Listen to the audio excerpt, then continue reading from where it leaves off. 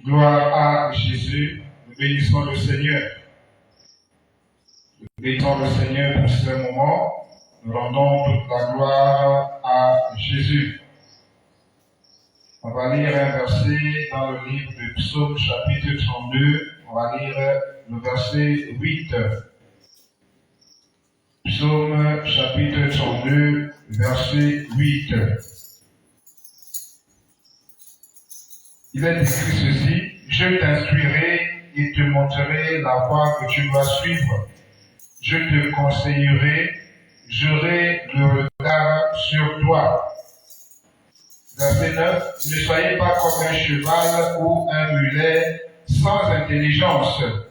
On le bride avec un frein et un mors dont on les part afin qu'il ne s'approche point de toi.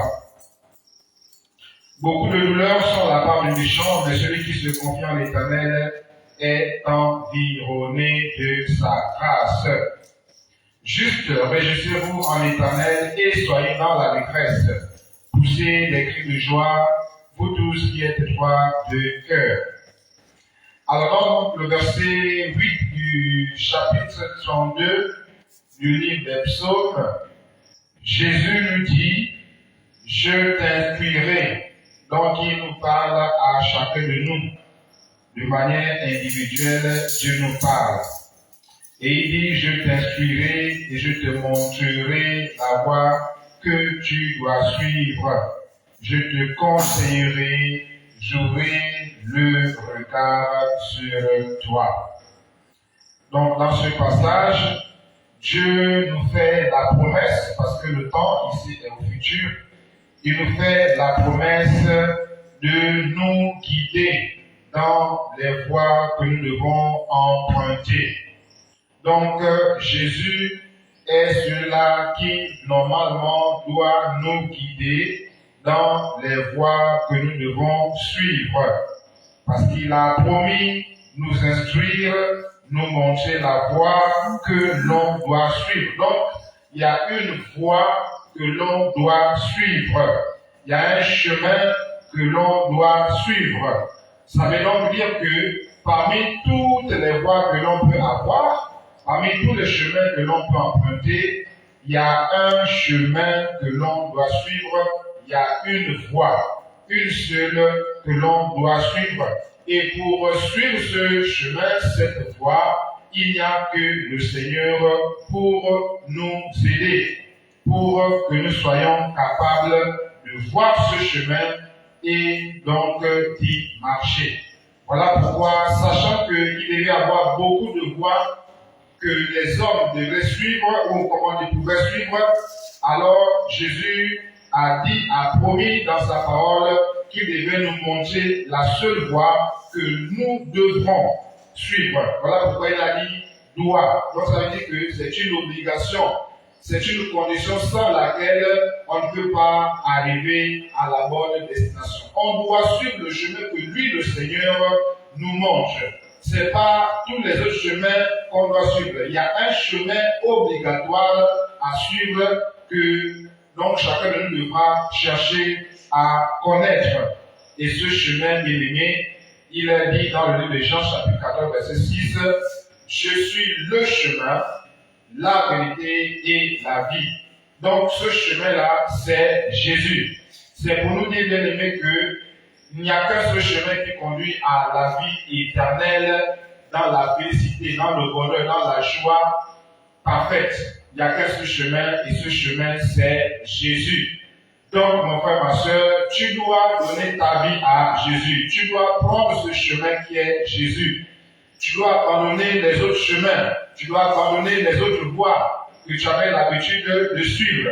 Tu dois prendre le chemin, de ce chemin qui te conduira à la vie éternelle, dans la félicité, dans le bonheur, dans la joie éternelle. C'est ce chemin qui s'appelle Jésus. Et donc, ce matin, nous voulons prier avec cette pensée de demander au Seigneur de nous aider à connaître cette voie, à prendre cette voie et à y marcher et à demeurer sur cette voie jusqu'à ce que le Seigneur revienne ou jusqu'à ce que la mort vienne donc nous enlever ici sur la terre. Je t'instruirai et je te montrerai la voie que tu dois suivre. Je te conseillerai, j'aurai le regard sur toi. Ce matin, nous allons prier le Seigneur en sachant que seul le Seigneur peut nous montrer la bonne voie. Ce n'est pas un homme qui peut nous montrer la bonne voie. Ce n'est que le Seigneur. Oui, le Seigneur utilise ses serviteurs. Mais lorsque nous sommes dans la confusion, lorsqu'on ne sait plus quoi faire, alors on doit aller vers celui-là qui a promis nous montrer la voie. Celui-là qui a promis nous instruire. Celui-là qui a promis nous conseiller. C'est la seule solution qui ne peut pas nous tromper. Lorsque nous sommes dans la confusion, lorsqu'on ne sait plus quoi faire, lorsque il y a beaucoup de sons de cloche, alors on doit se tourner vers celui-là qui a promis nous instruire lui-même, qui a promis nous montrer lui-même la voie que nous devrions suivre. C'est Jésus. Il ne faudrait pas que la confusion soit dans notre cœur, dans notre vie. Non. Dès que nous avons la confusion, dès qu'on ne comprend plus, alors on va vers la voie. On va vers le chemin, on va vers la vérité, et c'est Jésus. Parce qu'il a pris l'engagement lui-même de nous instruire. Donc ce n'est pas bon que quand nous sommes dans la confusion, que nous partions encore voir d'autres personnes. Non. C'est bon lorsque nous ne comprenons pas une parole, que nous partions vers celui-là qui est le maître même de la parole. Et c'est Jésus. D'autant plus que lui-même, je le répète, a promis de nous instruire, de nous montrer la voie, de nous conseiller. Donc, il suffit de rappeler au Seigneur sa parole et d'avoir son cœur disposé à recevoir le conseil qu'il va donner, de recevoir l'instruction qu'il va nous donner et d'accepter de suivre la voie qu'il va nous montrer. C'est tout. Le reste là, ce n'est que donc des paroles en l'air. Donc voilà pourquoi ce matin nous allons prier. Nous allons prier pour que le Seigneur nous aide à discerner son instruction, à emprunter la voie qui nous suit, que nous devons suivre, et à écouter et à accepter son conseil. Voilà ce pourquoi nous allons prier ce matin. Mais avant, nous allons d'abord rendre grâce au Seigneur pour le souffle de vie qu'il nous a encore donné, pour la grâce qu'il nous a fait d'être debout, d'être en vie, parce que nous savons que beaucoup sont ceux-là qui n'ont pas pu voir ce jour. Certes, certains ont vu le jour, mais ils ne sont pas arrivés à l'heure à laquelle nous sommes maintenant. Et beaucoup voudraient être dans une église et écouter la parole de Dieu, mais malheureusement, ils sont empêchés soit par une maladie, soit par des exigences du pays ou du lieu où ils sont, et du coup, ils sont à la maison. Alors que toi et moi, nous avons la liberté d'aller dans une maison de prière pour prier librement le Seigneur. D'autres bien-aimés cherchent une moindre occasion pour se retrouver avec les frères et sœurs pour adorer le Seigneur. Mais malheureusement, ils n'ont pas cette occasion-là. Ils sont obligés de se cacher. Ils sont obligés de fuir. Ils sont obligés de préserver leur vie. Mais toi et moi, nous n'avons pas besoin de nous cacher. Nous n'avons pas besoin de fuir qui que ce soit, quoi que ce soit. Dans ce pays, nous sommes libres d'aller louer le Seigneur, adorer le Seigneur, servir le Seigneur, sans pourtant que nous ne soyons inquiétés. Voyez, mes amis, combien de fois nous avons une grâce particulière. Et nous foulons cette grâce aux pieds. Bien aimé, ce n'est pas une sagesse que de fouler aux pieds la grâce que nous avons d'aller librement prier le Seigneur. Pendant que d'autres cherchent une occasion d'aller louer le Seigneur, toi, tu as fait cette occasion-là. Alors, est-ce que c'est une justice? Non, bien aimé. Donc, ce matin, nous voulons comprendre que c'est une grâce pour nous que d'être là ce matin dans cette maison de prière. Et nous voulons bénir le Seigneur pour cela et profiter de cette occasion pour rendre toute la gloire au Seigneur, pour adorer le Seigneur de tout notre cœur. Alors, nous ne sommes pas meilleurs que d'autres. Non, ce n'est que la grâce du Seigneur. Nous ne sommes pas pires que d'autres. Non, ce n'est que la grâce du Seigneur que nous soyons en vie que nous soyons debout et que nous soyons dans cette maison. Alors, élevons nos voix, prions le Seigneur, rendons grâce à Dieu pour sa grâce, pour sa miséricorde manifestée dans nos vies ce matin. Prions le Seigneur. Éternel de gloire, ce matin, je viens encore, ô Dieu, vers toi, reconnaissant cette grâce particulière que j'ai, Seigneur. Oui, Seigneur, déjà je suis en vie, je suis debout, je suis dans ta maison pour, Seigneur, faire ta volonté. Seigneur, ce n'est pas que je suis meilleur que d'autres, non. Peut-être que même, Seigneur de gloire, il y en a qui sont meilleurs que moi, mais malheureusement, Seigneur, n'ont pas pu déjà avoir la grâce de voir ce jour et d'être dans une maison de prière. Seigneur, c'est pour cela que je réalise ton amour pour moi. Je réalise, Seigneur, ta grâce dans ma vie. Je réalise, Seigneur, oh Dieu, ta patience en mon endroit, Seigneur. Moi qui suis pécheur parmi les pécheurs. Moi qui suis abominable parmi les abominables. Moi qui suis menteur parmi les menteurs. Je suis là devant toi, debout, Seigneur, en pleine forme, en pleine santé. Ce n'est que ta grâce éternelle qui se manifeste. Ce n'est que ta patience en mon endroit qui se manifeste. Voilà pourquoi je te dis merci, Seigneur. Je te dis merci pour cela, Seigneur, mon Dieu, mon roi. Oui, Seigneur, merci, Seigneur, pour ton amour manifesté à la croix pour moi. Merci pour ton amour qui chaque jour se manifeste encore. Merci, Seigneur, pour ton amour ce jour encore manifesté. Car tu as disposé toutes choses à ma faveur. Tu as disposé les temps, les circonstances à ma faveur. Et me voici là encore, Seigneur, oh Dieu, avec mes frères, avec mes soeurs, Seigneur, ce matin. Seigneur, quelle grâce particulière. Seigneur, quel amour encore, Seigneur, mon Dieu, mon roi. Que chercher d'autres, éternel, mon Dieu, mon roi. Que, Seigneur, c'est cette grâce que j'ai de t'appartenir. Et, Seigneur, de faire l'objet de ton attention. Car tu as dit dans ta parole, j'aurai le regard sur toi. Seigneur, merci pour ton regard sur moi, Seigneur. Moi qui ne suis rien, Seigneur, mon Dieu, mon roi. Moi qui ne suis qu'un homme méprisable, Seigneur, Dieu de gloire. Moi qui ne suis qu'un homme éternel, qui ne mérite même pas une attention quelconque, Seigneur, mon Dieu, mon roi. Mais toi, le grand Dieu, le Dieu d'Israël, le Dieu tout-puissant, celui qui a fait de cette la terre, tu as dit que tu auras un regard sur moi. Seigneur, ce matin, je prends conscience de ton regard sur moi. Parce que, Seigneur, mon Dieu, mon roi, je suis conscient, Seigneur, que oui, Père, j'ai péché, j'ai fait des choses mauvaises dans ma vie, mais écoutant ton regard est sur moi, Seigneur, pour veiller sur moi, Seigneur, pour me montrer la bonne voie, Seigneur, mon Dieu, mon roi. Oui, il est écrit, tous nos péchés sont pris dans la gloire de Dieu, mais pourtant tu n'as pas, oh Dieu de gloire, tu n'as pas, Seigneur, hésité à venir mourir à la croix pour tous ces hommes-là qui étaient perdus, qui étaient morts, qui étaient privés de ta gloire. Tu es mort à la croix pour nous réconcilier avec toi, Seigneur. C'est donc fort de cela que ce matin, je viens à toi te dire merci, Seigneur, pour ton amour, merci, Seigneur, pour ta grâce, merci, Seigneur, pour tes bontés, merci, Seigneur, pour ta miséricorde. Seigneur, merci, Seigneur, pour ton regard sur moi, Seigneur. Merci, Seigneur, mon Dieu, mon roi. Vers qui veux-tu me tourner ce matin pour exprimer ma joie, pour exprimer ma reconnaissance? Seigneur, à toi seul la gloire, toute la gloire, d'éternité à l'éternité. Louange à toi, Seigneur. Béni soit ton nom, Seigneur, au nom de Jésus. Merci, Seigneur. Merci, Seigneur Jésus. Merci, Seigneur. Nous allons prier et demander encore pardon au Seigneur pour nos péchés, pour nos manquements, parce que nous sommes des hommes faibles. Nous sommes des hommes faillibles. Personne sur la terre n'est parfait. Aucun homme sur la terre n'est parfait. Mais Dieu a pris notre imperfection à la croix et il a cloué cette imperfection à la croix pour que nous soyons des hommes et des femmes qui marchent désormais sur le chemin de la perfection.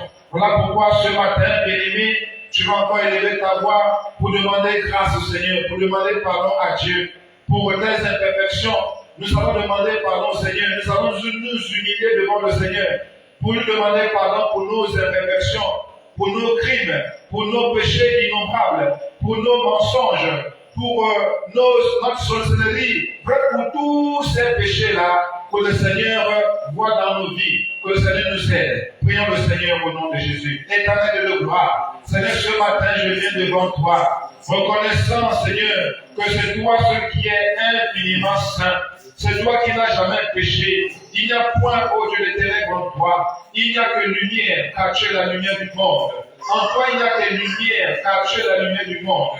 Le péché, ô Dieu de gloire, n'est point en toi, et tu n'as point commis de péché. Mais, ô Dieu, ce que tu as plutôt fait, c'est que tu as pris nos péchés. Oui, nous qui étions perdus, moi qui étais perdu dans le péché, moi qui me vautrais dans la boue du péché, moi qui me lavais dans la boue du péché, moi qui prenais plaisir à une vie de péché. Seigneur, c'est, oh Dieu de gloire, moi que tu es venu sauver. C'est moi, Seigneur de gloire, que tu es venu délivrer. C'est pour moi que tu es mort à la croix de Golgotha. C'est pour mes péchés que tu es mort. Tu n'es pas mort parce que j'avais péché, non. Si tu es mort à la croix, Seigneur, si tu as été pendu au bois, Seigneur, c'est à cause de mes péchés, c'est à cause de mes malédictions, c'est à cause de mes transgressions innombrables, c'est à cause de mes iniquités que tu es mort à la croix. Voilà pourquoi, Seigneur, tu es mort, Seigneur. Tu ne l'as pas fait parce que quelqu'un t'a contraint. Non. Tu ne l'as pas fait parce que tu étais obligé. Non. Tu l'as fait par amour.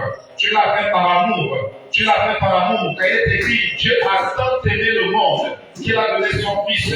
Oui, Seigneur, tu m'as tant aimé. Tu m'as tellement aimé que, Seigneur de gloire, cet amour, Seigneur, t'a, oh Dieu, poussé à mourir à la croix pour moi. Que cet amour, Seigneur, abonde et sera bon dans ma vie. Afin que, Seigneur, j'ai un cœur compatissant comme le tien, que j'ai des sentiments comme les tiens, au nom de Jésus. Que cet amour, Seigneur, ce matin encore, Seigneur, Dieu de gloire, Papa, pousse encore ton regard sur moi, comme tu l'as promis, Seigneur. Que cet amour, Seigneur, oh Seigneur mon Dieu, mon roi, t'amène à poser encore ton regard compatissant, Seigneur, sur moi, à cause de mes péchés, à cause de mes transgressions innombrables, à cause de mes iniquités, Seigneur, à cause des convoitises, à cause des mensonges, à cause de la haine, de l'hypocrisie, de la jalousie, à cause des abominations diverses et de l'ignorance que je ne m'aime pas, oh, je ne peux même plus citer, car j'ai oublié, Seigneur de gloire. Mais toi, Seigneur, toi qui sondes les cœurs et les reins, toi qui vois toutes choses, les choses cachées, ce matin je viens vers toi pour te dire, Seigneur, sonde-moi, sonde mon cœur, sonde mon âme, sonde mon esprit, sonde mon être tout entier et regarde, Seigneur, mon Dieu, ma vie.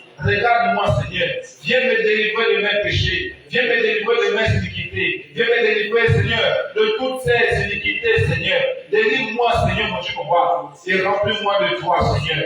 Père éternel, change ma nature, donne-moi ta nature de sainteté, enlève cette nature que j'ai, la nature du péché, avec laquelle je suis né, de laquelle je suis sorti du ventre de ma mère. Seigneur, ôte mes péchés devant toi. Libère-moi, Seigneur de gloire, de tous les liens du péché dans lesquels j'étais, Seigneur. Au nom de Jésus, oui, Seigneur, délivre-moi totalement. Que ton sang qui a été versé à la croix me lave, me purifie, me sanctifie, Seigneur mon Dieu, mon roi. Au nom de Jésus, Seigneur, je m'abandonne à toi. Toi le Dieu parfait, je me confie en toi. Toi le Dieu sans pareil, je m'abandonne entièrement en tes mains. Toi qui as dit, venez à moi, vous tous qui êtes fatigués, chargés, je vous donnerai de repos. Telle est ta promesse, Seigneur. Et je m'accroche à cette promesse encore ce matin. Pour te dire, Seigneur, sonde-moi et pardonne mes iniquités, même les péchés inconscients, même les péchés que j'ai oubliés. Seigneur, sonde-moi, sonde-moi, sonde-moi et pardonne-moi, lave-moi, récure mon être tout entier. Lave-moi, Seigneur, nettoie-moi tout entier, corps, âme, esprit, à l'intérieur comme à l'extérieur. Au nom de Jésus, et dispose-moi tout entier, Seigneur, à toi et pour toi, Seigneur, au nom de Jésus. Car sans toi, ma vie n'a pas de sens. Ma vie n'est rien sans toi, tu le sais. Voilà pourquoi je me confesse pour te dire, Seigneur, j'ai besoin de toi, Seigneur. Que toute la gloire te revienne, toi qui es fidèle. Béni soit ton nom, Seigneur Jésus. À toi la gloire au nom de Jésus. Merci, Seigneur.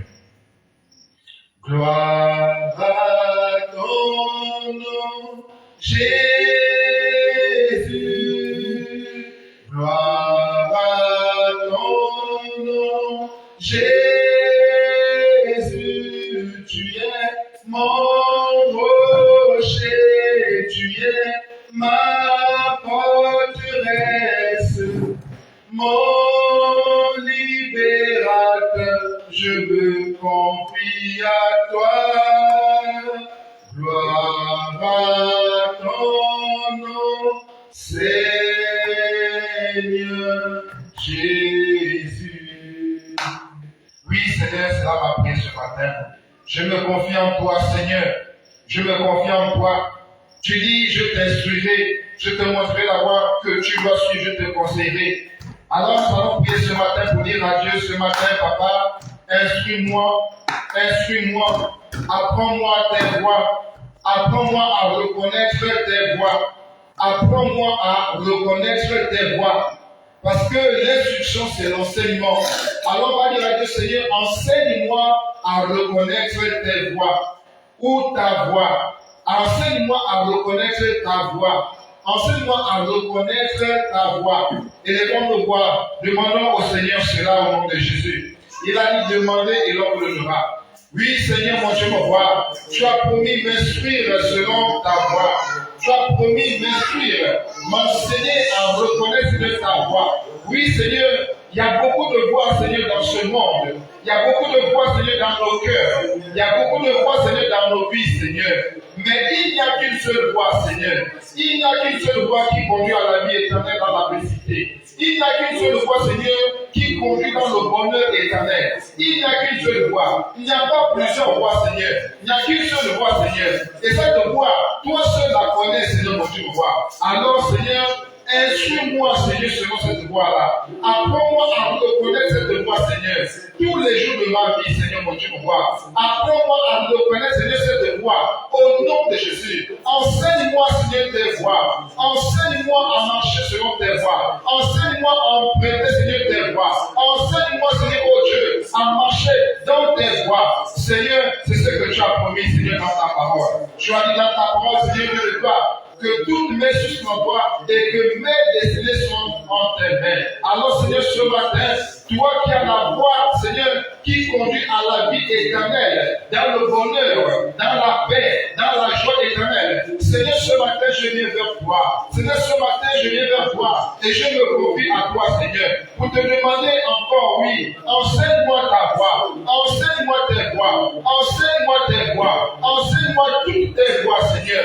Enseigne-moi, apprends-moi à reconnaître toutes tes voix. Enseigne-moi à reconnaître la seule voie qui conduit à la vie éternelle. Enseigne-moi à la reconnaître. Enseigne-moi à la reconnaître. Apprends-moi à la reconnaître. Apprends-moi à la reconnaître. Au nom de Jésus. Apprends-moi à reconnaître la seule voie qui conduit à la vie éternelle à tes côtés. À la vie éternelle avec toi. À la vie éternelle dans ton palais de gloire. À la vie éternelle dans ta présence glorieuse.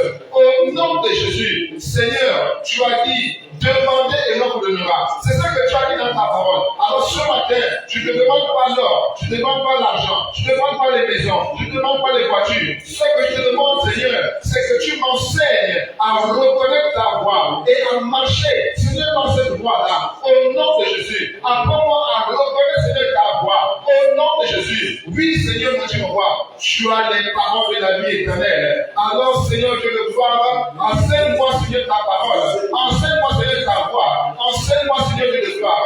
Instruis-moi, Seigneur, mon Dieu, mon roi. Au nom de Jésus. Instruis-moi, Seigneur, mon Dieu, mon roi. Au nom de Jésus. Car, Seigneur, c'est toi qui es le meilleur enseignant, Seigneur, mon Dieu, mon roi. Il est écrit que le consolateur viendra vous enseigner dans toute la vérité, selon ce qui est écrit dans ta parole. Alors enseigne-moi toute la vérité. Enseigne-moi toute la vérité au nom de Jésus. Merci Seigneur. Merci Seigneur pour l'instruction, Seigneur mon Dieu, mon roi. Au nom de Jésus. Seigneur, merci pour ton instruction au nom de Jésus.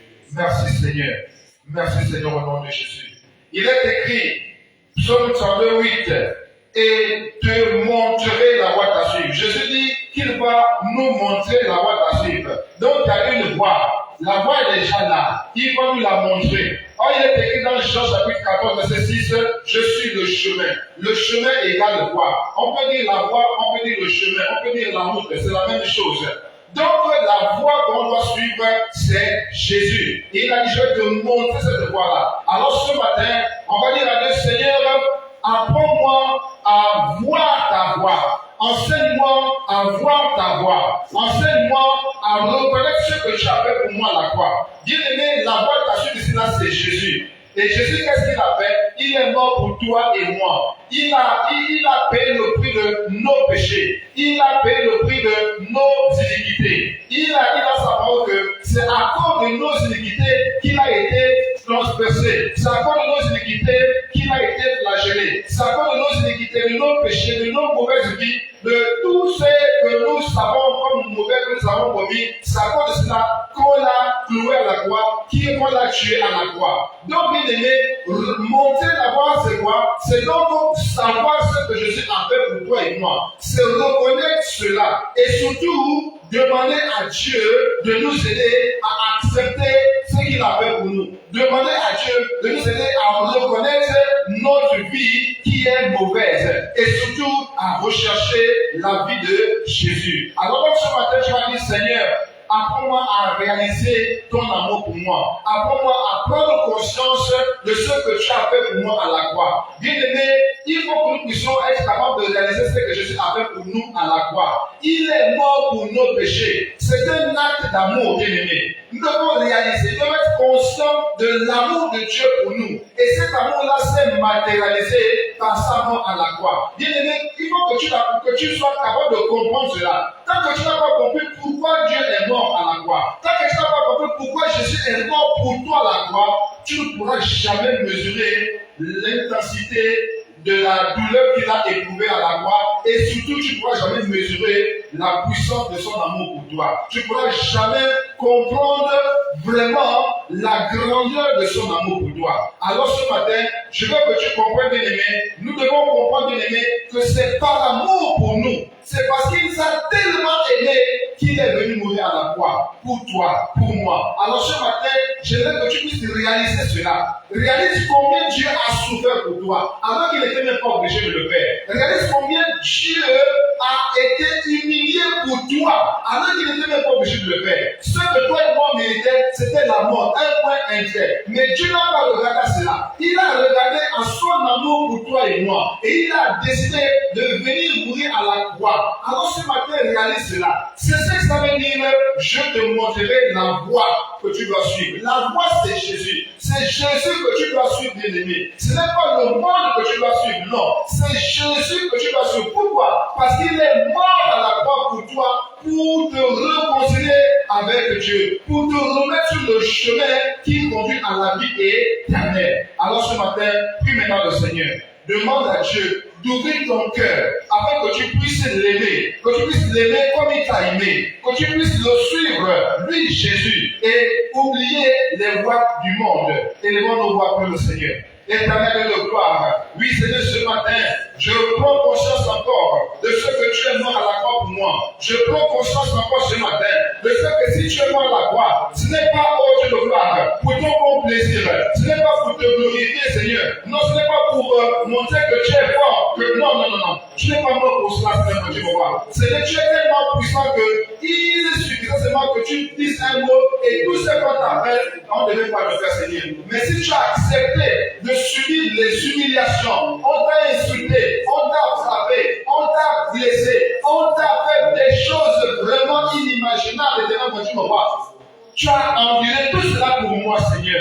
Alors que tu n'étais même pas obligé, Seigneur. Tu n'étais même pas obligé. Un grand Dieu comme toi, tu te laisses humilier par ta propre créature, même pour le dire même de cette créature-là. Seigneur, personne ne peut le faire, Seigneur, mon Dieu, mon roi. Nous, les hommes, on se plus que du courage petit peu, Seigneur, mon Dieu, mon roi. Tout de suite, lorsque nous faisons du temps, on commence à monter sur nos grands chevaux. On dit, est-ce que tu connais à qui tu as affaire? Seigneur, si tu avais raisonné comme ça, nous ne serions pas en vie aujourd'hui, Seigneur.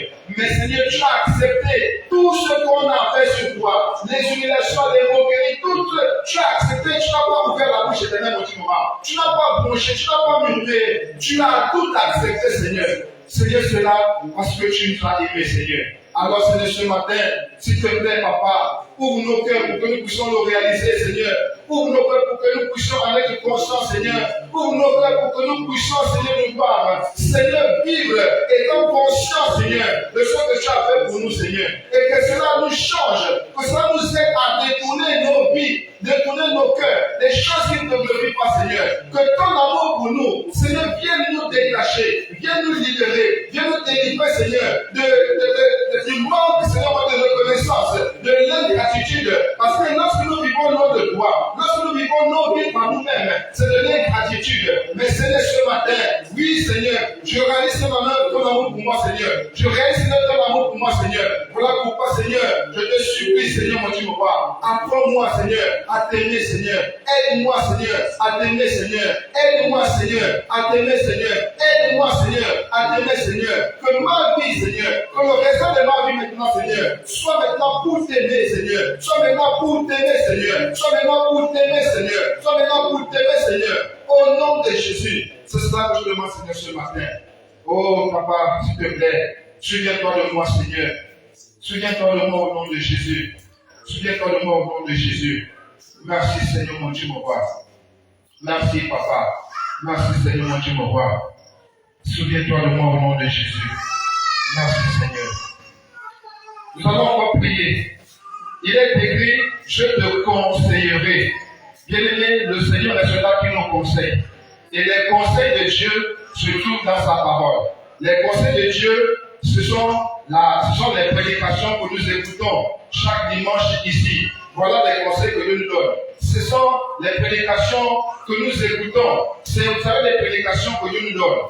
Que nous recevons les conseils du Seigneur. C'est, vous savez, les prédications que Dieu nous donne, que nous pouvons avoir l'intelligence renouvelée. C'est la parole de Dieu que nous écoutons. C'est la parole de Dieu que nous méditons aussi. Parce que aussi, nous avons le devoir de méditer nous-mêmes la parole de Dieu. On ne doit pas seulement attendre dimanche, non bien aimé, mais chaque jour de la semaine, on doit s'efforcer à écouter le conseil de Dieu en prenant un verset, en méditant là-dessus. Alors ce matin, on va dire à Dieu, Seigneur, apprends-moi à écouter tes conseils. Bien aimé, ce qui marche souvent, c'est qu'on peut te conseiller. Mais tant que tu n'écoutes pas les conseils, tant que tu ne mets pas en pratique les conseils, tu ne pourras pas, bien sûr, donc évoluer. Voilà pourquoi, bien aimé, il est écrit, je te conseillerai. Parce que ce sont les conseils qui peuvent nous aider à nous améliorer, qui peuvent nous aider à marcher selon les voies du Seigneur. Et le Seigneur, quand il donne des conseils, c'est toujours pour la vie. Alors ce matin, on va encore dire à Dieu, Seigneur, apprends-moi à écouter tes conseils. Apprends-moi à écouter tes conseils. Apprends-moi à écouter tes conseils. Non pas les conseils des hommes, non. Non pas les conseils de qui que ce soit d'autre, non. Mais tes conseils à toi. Élevons nos bras pour le Seigneur. Oui, Seigneur, mon Dieu, mon roi. Apprends-moi à écouter tes conseils à toi, Seigneur. Oui, Seigneur, mon Dieu, mon roi. Parce que les hommes peuvent conseiller, mais le meilleur conseiller, c'est toi. Le meilleur conseiller, c'est toi. Admirable conseiller est ton nom, Seigneur. Il est écrit que tu es l'admirable conseiller, Seigneur, mon Dieu, mon roi. C'est toi le conseiller véritable, Seigneur, mon Dieu, mon roi. Voilà pourquoi moi je choisis de t'écouter, toi, Seigneur. Non plus les hommes. Parce que les hommes peuvent se tromper. Les hommes peuvent se tromper, Seigneur, mon Dieu, mon roi. Mais toi, tu ne peux pas te tromper, Seigneur, mon Dieu, mon roi. Les hommes sont faibles. Mais toi, tu es l'omnipotent, Seigneur, mon Dieu, mon roi. Les hommes sont faillibles. Mais toi, tu es infaillible, Seigneur, mon Dieu, mon roi. Oui, Seigneur, mon Dieu, mon roi. Voilà pourquoi c'est vers toi que je me tourne, Seigneur, ce matin. Seigneur, conseille-moi, Seigneur, et apprends-moi à t'écouter, Seigneur.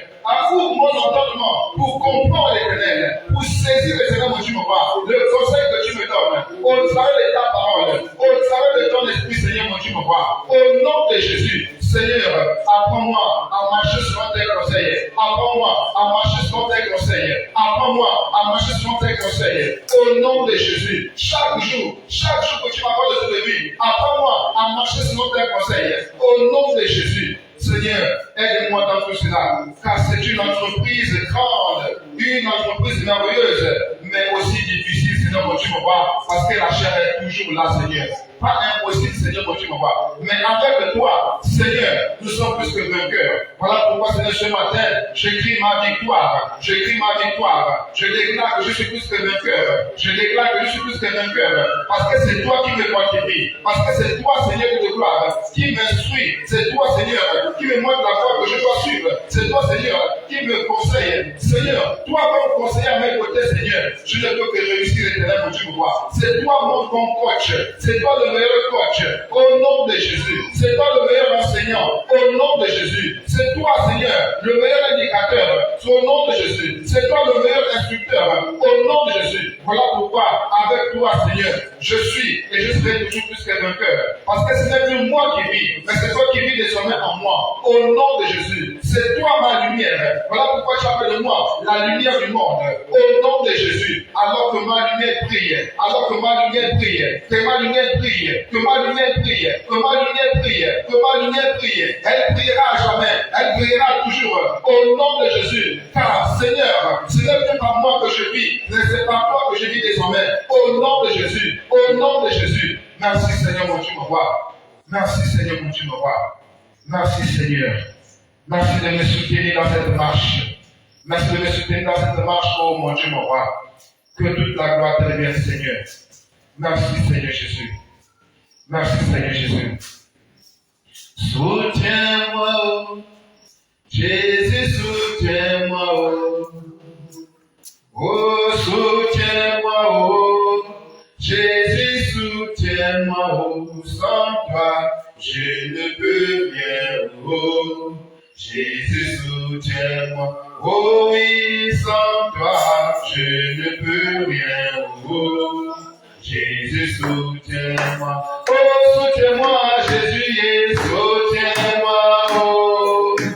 Jésus, soutiens-moi, oh, soutiens-moi, Jésus, et soutiens-moi, oh. Jésus, soutiens-moi, oh oui, sans toi, je ne peux rien, oh. Jésus, soutiens-moi, oh oui, sans toi, je ne peux rien, oh. Jésus, soutiens-moi, oh, soutiens-moi, Jésus, et soutiens-moi, oh. Jésus, soutiens-moi, oh, soutiens-moi, Jésus, et soutiens-moi, oh. Jésus, soutiens-moi, oh oui, sans toi, je ne peux rien, oh. Jésus, soutiens-moi, oh oui, sans toi, je ne peux rien, oh. Jésus, soutiens-moi, oh oui, sans toi, je ne peux rien, oh. Jésus, soutiens-moi, oh, soutiens-moi, Jésus, et soutiens-moi, oh. Jésus, soutiens-moi, oh, soutiens-moi, Jésus, et soutiens-moi, oh. Jésus, soutiens-moi, oh oui, sans toi, je ne peux rien, oh. Jésus, soutiens-moi, oh oui, sans toi, je ne peux rien, oh. Jésus, soutiens-moi, je le connais que sans toi, je ne peux rien, oh. Jésus, soutiens-moi, oh oui, sans toi, je ne peux rien, oh.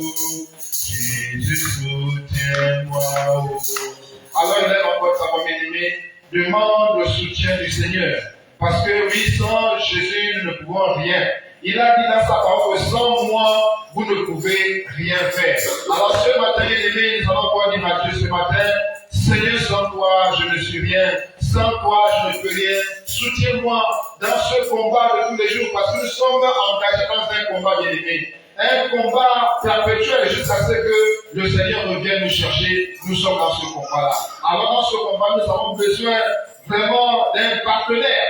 Nous avons besoin d'un soutien solide. Nous avons besoin d'une aide sans pareil. Et ce soutien-là, c'est Jésus. Alors, ce matin, bien-aimé, demande à Dieu de te soutenir. Il a promis être avec nous tous les jours. C'est ce qu'il dit dans sa parole. Alors, demande à Dieu ce matin le soutien nécessaire. Oui, Seigneur, moi, tu me vois. Tu es le soutien de ma marche, oh Dieu, pour le ciel. C'est toi le soutien de ma marche pour le ciel. C'est toi mon compagnon, Seigneur, de route pour le ciel. C'est toi mon compagnon dans ma marche pour le ciel, éternel, mon Dieu, me vois. Voilà pourquoi je te demande le secours. Voilà pourquoi ce matin, Seigneur, je te demande le secours. Tu as dit dans ta parole, invoque-moi le jour dans la détresse, je te répondrai. Oui, Seigneur, je suis dans la détresse. Car sans toi, je suis dans la détresse. Loin de toi, je suis dans la détresse. Seigneur, seul, je suis dans la détresse. Mais Seigneur, avec toi, je ne suis plus, Seigneur, de gloire dans la confusion, dans la détresse. Avec toi, Seigneur, je peux marcher maintenant dans la joie, dans la paix. Je peux marcher librement, Seigneur, parce que je sais que tu es à mes côtés. Je peux marcher sans crainte. Je peux marcher sans peur. Oui, parce que tu es à mes côtés. N'as-tu pas dit dans ta parole, voici, je vais te donner le pouvoir de marcher. Oh oui, sur les serpents, les scorpions, et sur toute la puissance de l'ennemi, sans que rien ne nous nuise. Parce que tu es avec nous, parce que tu nous équipes. Parce que Seigneur, tu nous fortifies. Parce que Seigneur, tu es là à nos côtés pour combattre pour nous. C'est toi le Dieu des armées. C'est toi le lion de la tribu de Judas. C'est toi, Seigneur Jésus. Donc c'est toi, Père, ce matin que j'invoque. C'est toi, Père, que j'appelle le secours ce matin. Afin que tu me soutiennes. Afin que tu me fortifies. Oui, que tu me fortifies dans tes voies, Seigneur, mon Dieu, mon roi. Oh, béni soit ton nom, Seigneur. À toi la gloire, toute la gloire, Seigneur, au nom de Jésus. Merci, Seigneur. Merci, Seigneur, au nom de Jésus. Amen. Nous voulons prier pour nos familles maintenant. Il est écrit, crois au Seigneur Jésus et tu seras sauvé pour nous. Et tu seras sauvé toi et toute ta famille. Bien aimés, nous avons des familles, nous avons des frères, des sœurs, des oncles, des tantes, des cousins, des cousines. Bref, nous sommes dans une famille. Et même si nous ne sommes pas tous dans la même maison, mais nous avons des frères, des sœurs. Nous avons des pères, des mères, des grands-pères. Alors nous allons prier pour eux. Que ceux-là qui ne connaissent pas le Seigneur, que le Seigneur se souvienne d'eux encore ce matin. Que le Seigneur touche leur cœur.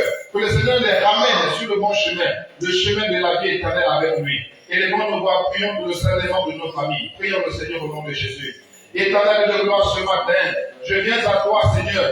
Toi qui es la source de vie, le pain de vie. Toi qui es la lumière du monde. Toi qui as donné ta vie pour le pardon des péchés. Seigneur, ce matin, je viens à toi. Oui, Seigneur, ma famille a besoin de toi. Ma famille a besoin de toi, Seigneur. Regarde, Seigneur, ma famille. Regarde, Seigneur, mes frères. Regarde, Seigneur, mes soeurs. Regarde, Seigneur, mes pères. Regarde, Seigneur, mes mères. Regarde, Seigneur, de gloire. Seigneur, tous ceux-là qui sont de ma famille, côté paternel comme maternel. Seigneur, ce n'est pas par hasard si tu as permis que je vienne au monde dans cette famille-là. Ce n'est pas un hasard, Seigneur, mon Dieu, non, ce n'est pas un hasard. C'est parce que, Seigneur, j'avais prévu depuis la nuit des temps que je devais, Seigneur, prier pour eux, Seigneur, mon Dieu, voilà pourquoi, Seigneur, de gloire, je prie ce matin pour eux. Seigneur, toi qui es dans la lumière, Seigneur, que tu te révèles à eux, Seigneur. Toi qui es le salut, Seigneur, que tu les sauves. Toi qui es le rédempteur, que tu les rachètes. Oui, Seigneur, mon Dieu, c'est toi que j'aimerais, Seigneur, ce matin. C'est toi, l'agneau de Dieu, qui ôte le péché du monde.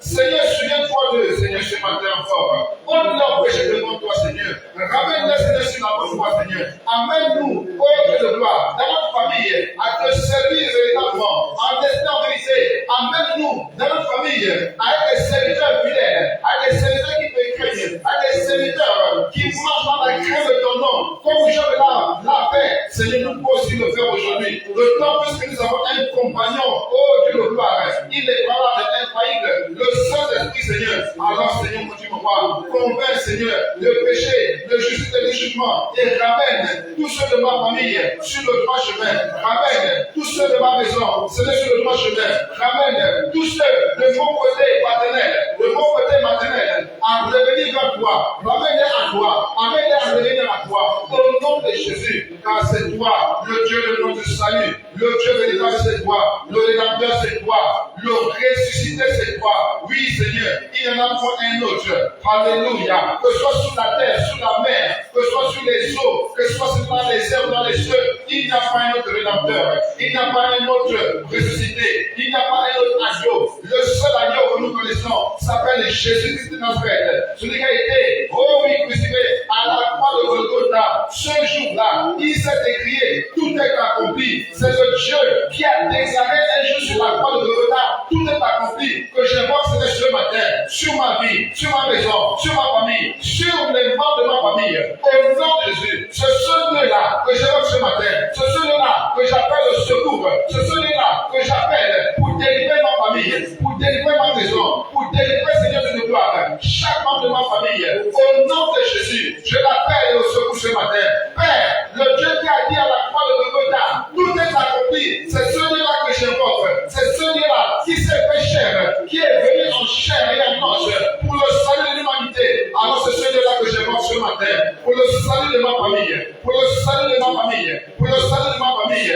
J'appelle le secours au Dieu vivant, au Dieu éternel, au seul Dieu qui ne sommeille ni ne dort, au seul Dieu de justice, Jésus-Christ de Nazareth, Jésus-Christ de Nazareth, Jésus-Christ de Nazareth, le Dieu parfait, le Dieu sans pareil, le Dieu sans pareil, le Dieu incomparable, l'alpha et l'oméga, le commencement et la fin de tout, l'allié et la main de tout. Jésus, Jésus, Jésus, c'est toi que j'appelle le secours. Au nom de Jésus-Christ de Nazareth, oui Seigneur, sauve encore Seigneur mon Dieu, sauve encore l'Éternel mon Dieu, souviens-toi de ce que tu as fait à la croix, Seigneur Jésus. Alors Seigneur, regarde ma famille, regarde Seigneur mes frères, regarde mes soeurs, regarde Seigneur mon Dieu, regarde encore Seigneur, tu ne vas pas les laisser mourir. Tu as dit que tu ne veux pas de la mort du méchant. Seigneur, souviens-toi de ta parole. Seigneur, souviens-toi de ta parole. Tu as dit que tu ne veux pas de la mort du méchant. Alors Seigneur, ce que je te demande, Seigneur, ce matin, au nom de Jésus, Père éternel, toi qui te sauves, Seigneur, étends ta main, convainc de péché, convainc de vérité, convainc de justice, convainc de jugement. Au nom de Jésus, c'est toi, Seigneur, qui est capable C'est toi, Seigneur, qui es capable de ramener les raisonnements sur le bon chemin. C'est toi qui es capable, Seigneur, d'abattre les raisonnements dans le cœur, de faire tomber tout fond de raisonnement. C'est toi qui es capable de le faire. C'est toi qui es capable de ramener, Seigneur, mon Dieu, mon roi, Seigneur, de l'ignorance à la connaissance de la vérité. C'est toi qui peux le faire. Voilà pourquoi c'est toi que j'aimerais Seigneur ce matin, au nom de Jésus. Merci, Seigneur. Gloire et honneur à toi, le Dieu parfait, le Dieu bon, le Dieu miséricordieux. Louange à toi, Seigneur, au nom de Jésus. Merci, Seigneur. Merci, Seigneur. Merci, Seigneur, mon Dieu, mon roi. Béni soit ton nom, Seigneur. Alléluia. Merci, Seigneur. Merci, Seigneur, au nom de Jésus. Merci, Seigneur, pour ma famille. Merci, Seigneur, pour ma famille. Alléluia. Merci, Seigneur, pour ma famille, au nom de Jésus. Merci, Seigneur, pour ma famille, au nom de Jésus. Nous allons aussi prier pour notre pays, nos autorités. Dieu nous recommande dans sa parole de prier pour tous les hommes, mais aussi de prier pour les autorités. Bien-aimés, si nous voulons être en paix, si nous voulons être en joie, si nous voulons vivre véritablement en paix dans ce pays, nous devons prier pour les autorités. Pourquoi?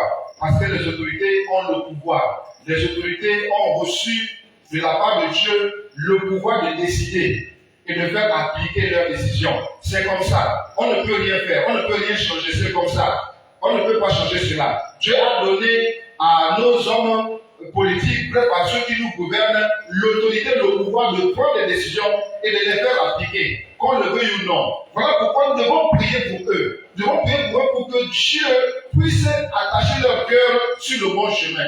Il a dit qu'il est capable d'incliner le cœur des rois sur le chemin que lui, l'Éternel, veut. Donc, si nous voulons avoir la paix dans ce pays-là, prions l'Éternel qu'il puisse inspirer les autorités qu'il a établies lui-même, qu'il a permis d'avoir ces autorités-là, qu'il puisse toucher leur cœur pour qu'ils puissent toujours prendre des bonnes décisions.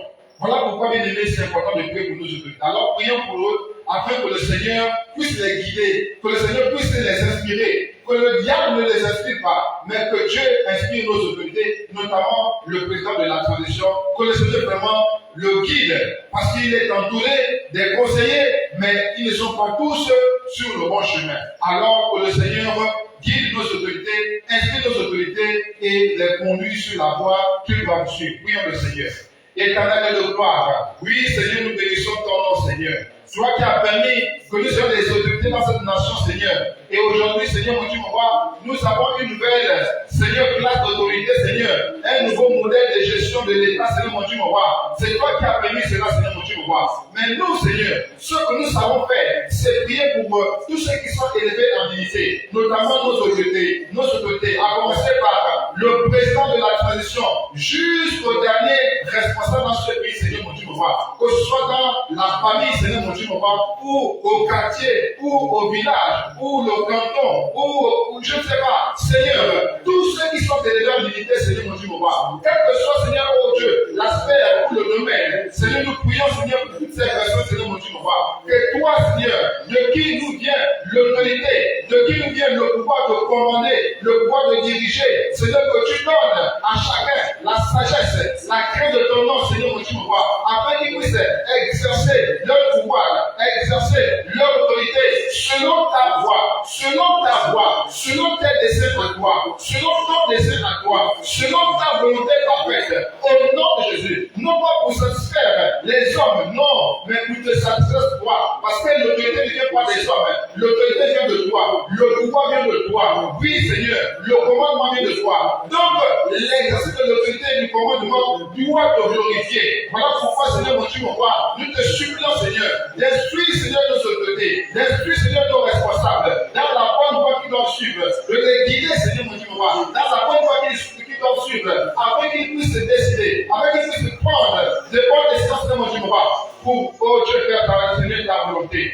Seigneur, merci, Seigneur, mon Dieu, mon roi, pour toutes nos autorités établies dans cette nation, Seigneur, mon Dieu, mon roi. De la plus grande autorité à la plus petite. Seigneur, merci pour chacune de leur vie au nom de Jésus. Seigneur, merci de les inspirer, Seigneur, mon Dieu, mon roi. Merci d'incliner leur cœur dans le sens que toi tu veux, au nom de Jésus. Qu'ils fassent toutes choses pour te satisfaire toi, pour te glorifier toi, et non satisfaire les égos des uns des autres, et non pour satisfaire les plaisirs des uns des autres, et non pour satisfaire les intérêts des uns des autres, mais plutôt pour satisfaire, Seigneur, ta volonté, Seigneur, pour satisfaire ton cœur, au nom de Jésus. Seigneur, souviens-toi, Seigneur, de nous. Merci, Seigneur, pour ce pays béni. Seigneur, merci pour nos autorités que tu bénis. Seigneur, merci pour la paix dans cette nation. Au nom de Jésus. Au nom de Jésus. Merci, Seigneur. À toi la gloire au nom de Jésus.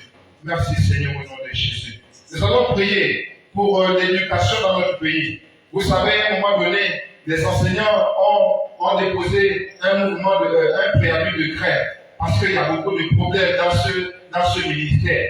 Mais nous, en tant qu'enfants de Dieu, nous qui sommes l'église, nous avons un devoir, c'est celui de toujours prier. Nous allons demander à Dieu d'amener les autorités, d'amener les responsables du ministère de l'Éducation nationale, d'amener les enseignants à s'asseoir et à s'accorder. Pour le bien du pays d'abord et pour le bien de nos enfants. Si nous qui sommes chrétiens, nous ne prions pas, vous pensez qu'il va arriver quoi? Mais c'est le diable qui va prendre le dessus. Mais bien aimé, nous, ça là, ça ne va pas arriver au nom de Jésus. Pourquoi? Parce que nous allons prier et nous allons toujours prier. Alléluia. Voilà pourquoi, bien aimé, ce matin, nous allons prier le Seigneur. Pour dire, Seigneur, viens mettre la paix entre les autorités du ministère de l'Éducation nationale et les enseignants. Viens semer la paix, viens semer l'unité, viens semer l'entente pour le bien du pays et pour le bien de nos enfants, pour le bien de la nation et pour le bien des apprenants. Élevons nos voix, prions le Seigneur. Que le Seigneur fasse grâce. Que le Seigneur fasse grâce au nom de Jésus. Prions le Seigneur. Éternel de gloire. Seigneur, il n'y a que toi, Seigneur. La solution véritable ne vient que de toi, Seigneur. La solution qui va au Dieu de gloire arranger tout le monde ne viendra que de toi, Seigneur. Que ce soit les gouvernants, que ce soit les autorités du ministère, que ce soit les enseignants, que ce soit nos enfants, les apprenants, Seigneur, pour que nous soyons tous satisfaits, il n'y a que toi, Seigneur, mon Dieu, roi. Voilà pourquoi, Seigneur, ce matin, nous venons vers toi, nous te confions encore sur le ciel, Seigneur, nous te confions encore, Seigneur, mon Dieu, roi.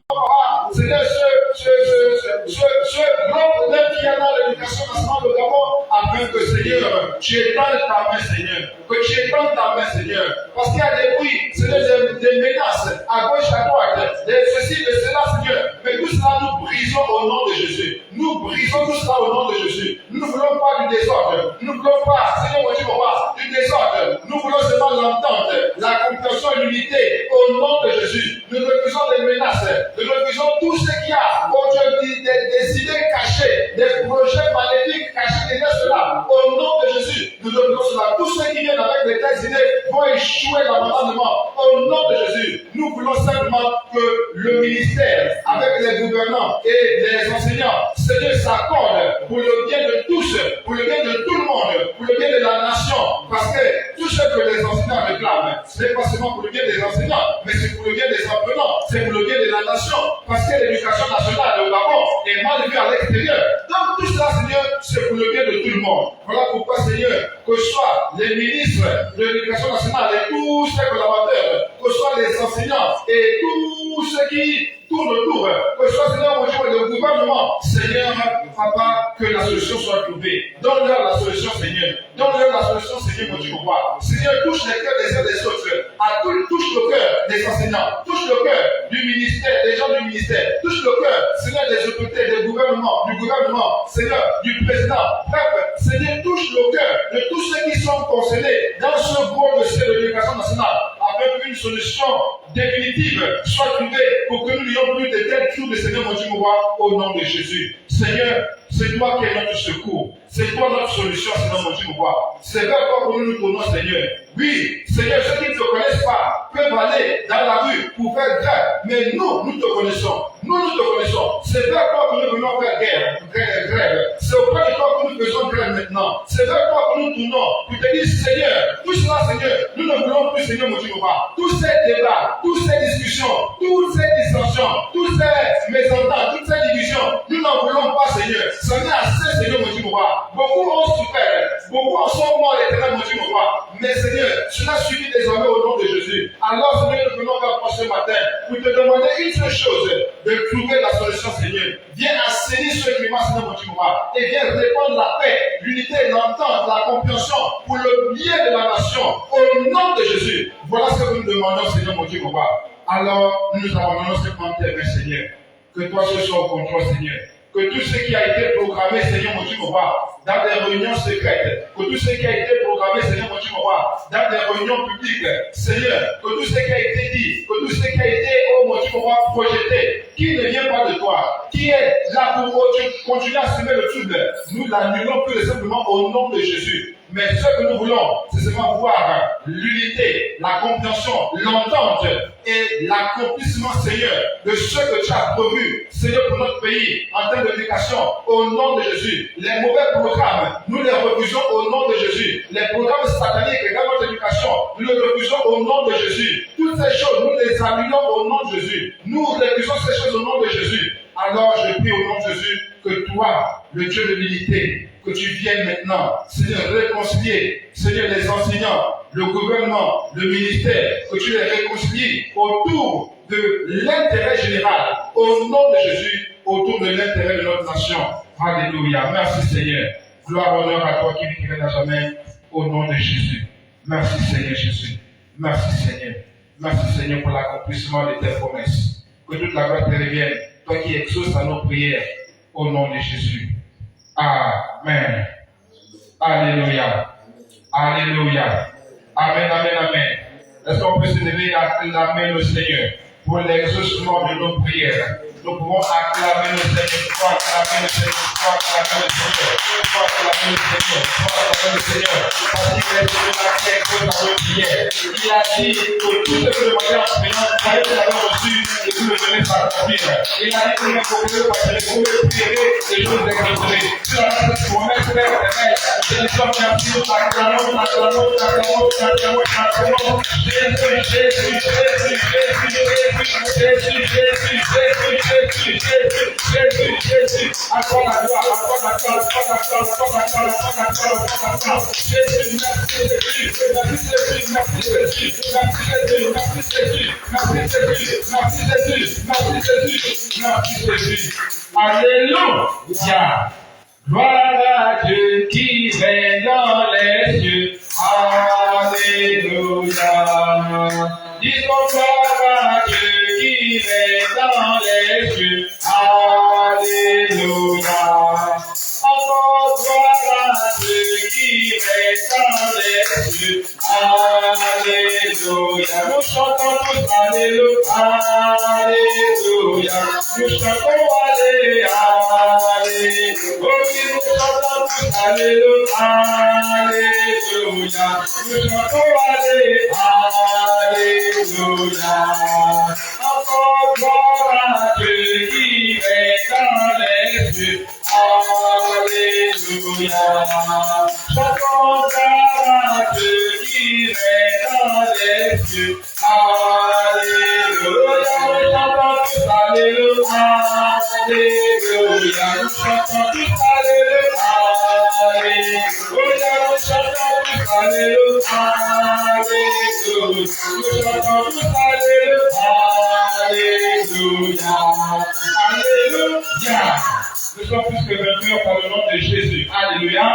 Voilà pourquoi ce matin nous avons chanté victoire. Alléluia. Chantons, poussons des cris de joie. Parce que nous sommes dans la victoire. Victoire. Alléluia. Chantons, crions de joie. Jésus-Christ est sorti du tombeau. Victoire.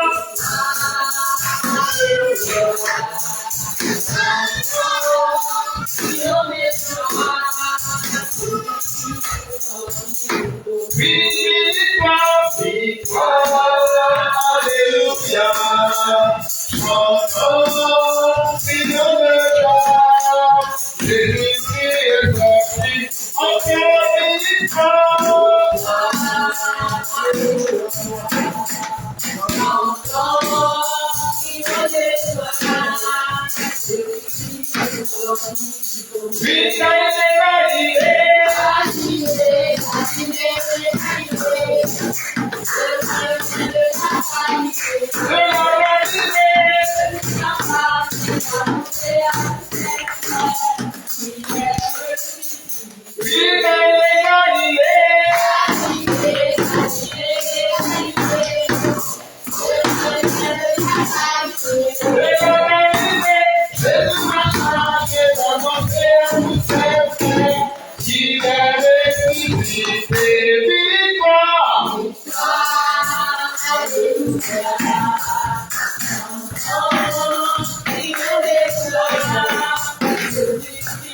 Encore victoire, alléluia, chantons, crions de joie, Jésus-Christ est sorti du tombeau,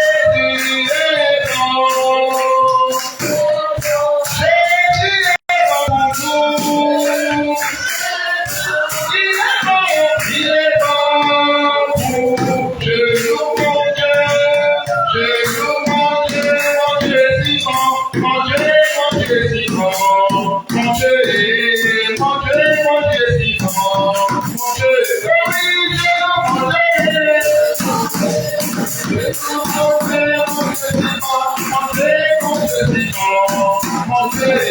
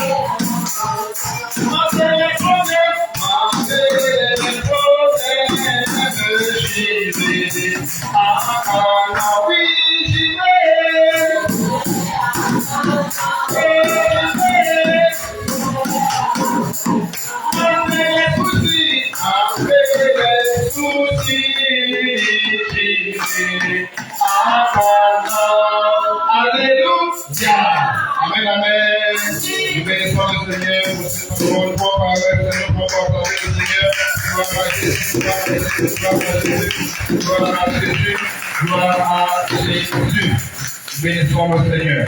Alléluia. Nous allons maintenant écouter le conseil du Seigneur, parce qu'il a dit, je te conseillerai. Alors, nous allons maintenant nous asseoir et écouter le conseil du Seigneur. Et là, ce conseil, nous allons prendre un texte de base dans le livre de Galates chapitre 5, qui va nous servir de base pour entendre ce qu'il a pour nous ce matin. Galates chapitre 5, Galates chapitre 5, verset 16. Galates chapitre 5, verset 16.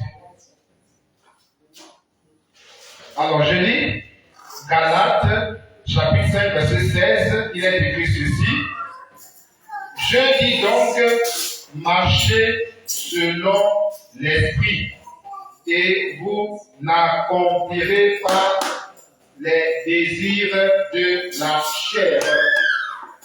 Je répète, je dis donc, marchez selon l'esprit, et vous n'accomplirez pas les désirs de la chair.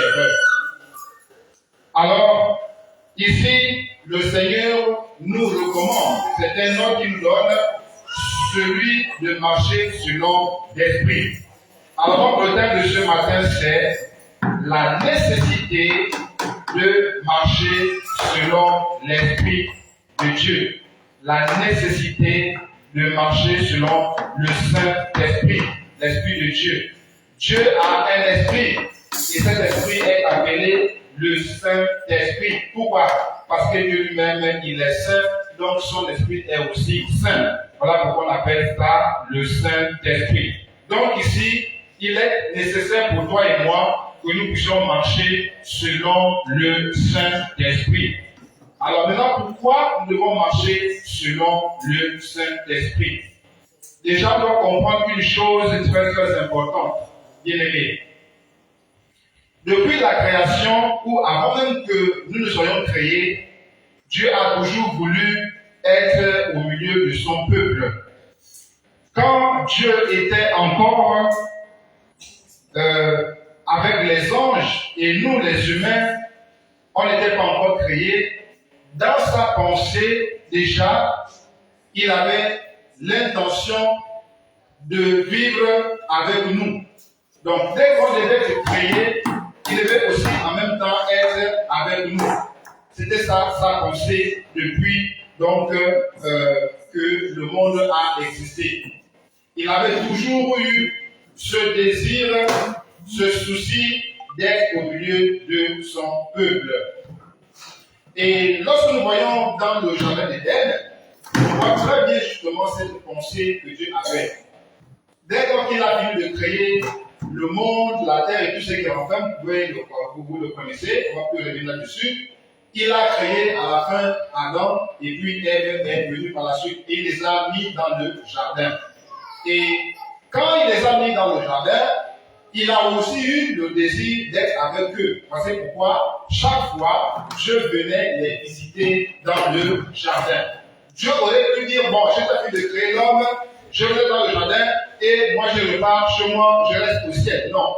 Mais Dieu, de temps en temps, venait les visiter. Comme vous pouvez le voir dans le Genèse chapitre 3, versets 8 à 11, ou bien Genèse chapitre 2, versets 15 à 17, on voit un peu comment est-ce que Dieu venait de temps en temps visiter Adam et Ève. Ça c'est qu'un jour, quand il vient maintenant pour les visiter, il les trouve désormais nus. Voilà. Vous savez ce qui s'est passé, Adam et Ève ont péché, et puis du coup, ils ont découvert qu'ils étaient nus. Mais avant ça, Dieu venait de temps en temps, peut-être même tout le temps, visiter Adam et Ève, certainement bavarder avec eux, échanger avec eux. En tout cas, Dieu venait toujours visiter Adam et Ève dans le jardin d'Éden. Je sais que le drame que nous connaissons tous est arrivé et ils se sont séparés. Dieu est remonté, il a mis une barrière. Voilà pourquoi Isaïe dit que ce sont vos transgressions qui mettent une barrière entre vous et moi. Donc une fois qu'Adam et Ève ont transgressé la loi de Dieu, il y a eu cette barrière-là qui s'est installée. Alors, mais, après la chute bien-aimée, le Seigneur n'a pas renoncé à son projet, sinon à son idée, à son désir d'être toujours au milieu de son peuple. Et comment il a fait pour renouer à cela, ou bien pour remédier à cela? Comme il ne pouvait pas venir brusquement comme ça, il fallait qu'il vienne progressivement, pas à pas. Et il va commencer à revenir au milieu de son peuple, à revenir vivre, être au milieu de son peuple, visiter son peuple, être avec son peuple dans le livre de Exode chapitre 25, verset 1 à 8. Là, quand il va demander à Moïse de construire le tabernacle, il va dire qu'il faut construire ce tabernacle parce que c'est là que je vivrai au milieu de vous. Donc, après la chute, Dieu est revenu sur son idée de venir habiter au milieu de son peuple. Et dans l'Ancien Testament, comment il a fait? Il a fait cela au travers donc du tabernacle. Nous connaissons tous ce que c'est que le tabernacle, cette petite maison-là, cette petite arche-là, comment est-ce que je peux me décrire ça? En tout cas, c'est ce que Moïse avait construit et c'est là que Dieu venait donc au milieu de son peuple et il donnait à Moïse les instructions, les conseils, tout ce qu'il fallait que Moïse reçoive afin donc de marcher selon sa volonté. Et donc à partir de là, le tabernacle que Moïse avait construit n'était qu'un avant-goût de la présence parfaite de Dieu au milieu de son peuple. Parce que dans le tabernacle, c'était encore physique. Dieu venait là, il apparaissait pendant cet temps, après il partait. Donc, le tabernacle n'était qu'un avant-goût de la promesse de l'idée de Dieu de venir véritablement habiter au milieu de son peuple. Alors, après le tabernacle, l'histoire a continué, le plan de Dieu a continué, et lorsque nous arrivons par exemple maintenant dans le Joël chapitre 2, à partir du verset 26 à 28 là-bas, Dieu fait encore la promesse que non, moi je vais venir au milieu de vous. Je vais vraiment habiter au milieu de vous. Je vais me répandre totalement au milieu de vous. Alors, cette promesse de Joël chapitre 2, verset 28 là, on la voit maintenant s'accomplir ou encore se réactualiser dans le livre de Jean chapitre 14, verset 16 à 17. Et maintenant dans Actes chapitre 2, à partir du verset 1 jusqu'à 4, on voit maintenant comment Dieu réalise sa promesse. Dieu qui était au ciel en esprit va maintenant descendre sur la terre et il va donc prendre possession de ses disciples, donc les Pierre et autres là qui étaient dans la chambre haute. Dieu va maintenant venir pleinement se manifester dans ses disciples et alors les disciples vont maintenant porter Dieu au-dedans d'eux. Et c'est comme ça que le projet de Dieu s'est accompli. Le projet de Dieu d'habiter au milieu de son peuple s'est réalisé. Et aujourd'hui, Dieu est maintenant au milieu de son peuple. Toi, tu es le peuple de Dieu. Dieu est en toi maintenant. Dieu n'est plus en dehors de toi. Il faut que tu sois conscient que Dieu est déjà en toi. Il est en toi et avec toi. C'est ce que nous devons comprendre. Pourquoi? Parce que c'était sa promesse, c'était son idée initiale de venir au milieu de son peuple. Et n'oubliez pas que le tabernacle n'étant qu'une figure, une préfiguration de ce que Jésus devait accomplir, alors toi et moi maintenant, nous sommes maintenant le tabernacle de Dieu. Voilà pourquoi dans le 1 Corinthiens, il est écrit que nous sommes le temple de Dieu. Donc là où tu es là, tu es le temple de Dieu. Et donc en toi, tu abrites, tu accueilles Dieu. Donc ne pense pas que Dieu est loin. Non, Dieu n'est pas en dehors de toi. Dieu est déjà en toi. Même quand tu entends la voix de ta conscience, quand ta conscience te reproche quelque chose, dis-toi que c'est Dieu qui est en toi et qui te reproche ce que tu as fait de mauvais. Donc Dieu est désormais en nous. Il est désormais en nous. Et quand même Dieu lui-même montait au ciel, il a dit, voici, je suis avec vous tous les jours. Mais vous allez dire que moi ne vois pas Dieu. Oui, mais justement parce que c'est un esprit. Mais comment il est avec nous tous les jours? Mais il est avec nous tous les jours dans notre cœur. Voilà pourquoi il nous enseigne sa parole pour que nous soyons conscients de sa présence au milieu de nous et avec nous. Et rappelez-vous aussi que Jésus est appelé Emmanuel. On dit toujours, la parole de Dieu dit que Jésus est l'Emmanuel. Et si nous lisons le livre de Matthieu, chapitre 1, par exemple, verset 23, on voit comment l'ange de l'Éternel vient annoncer à Marie qu'elle devait être enceinte d'un fils. Et ce fils-là devait être appelé Emmanuel, c'est-à-dire Dieu au milieu de son peuple, ou bien Dieu avec nous.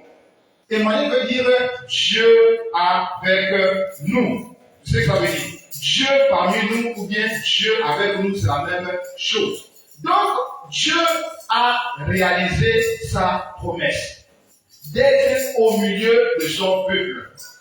Il a réalisé cette promesse-là. Donc, aujourd'hui, sois conscient que Dieu a réalisé sa promesse de venir habiter au milieu de son peuple. Entendons bien, il a dit son peuple, son peuple. Ça veut donc dire quoi? Ça veut dire que tout le monde n'est pas le peuple de Dieu. Ici, le peuple de Dieu, ce n'est pas le peuple d'Israël que nous connaissons là aujourd'hui, là. Non.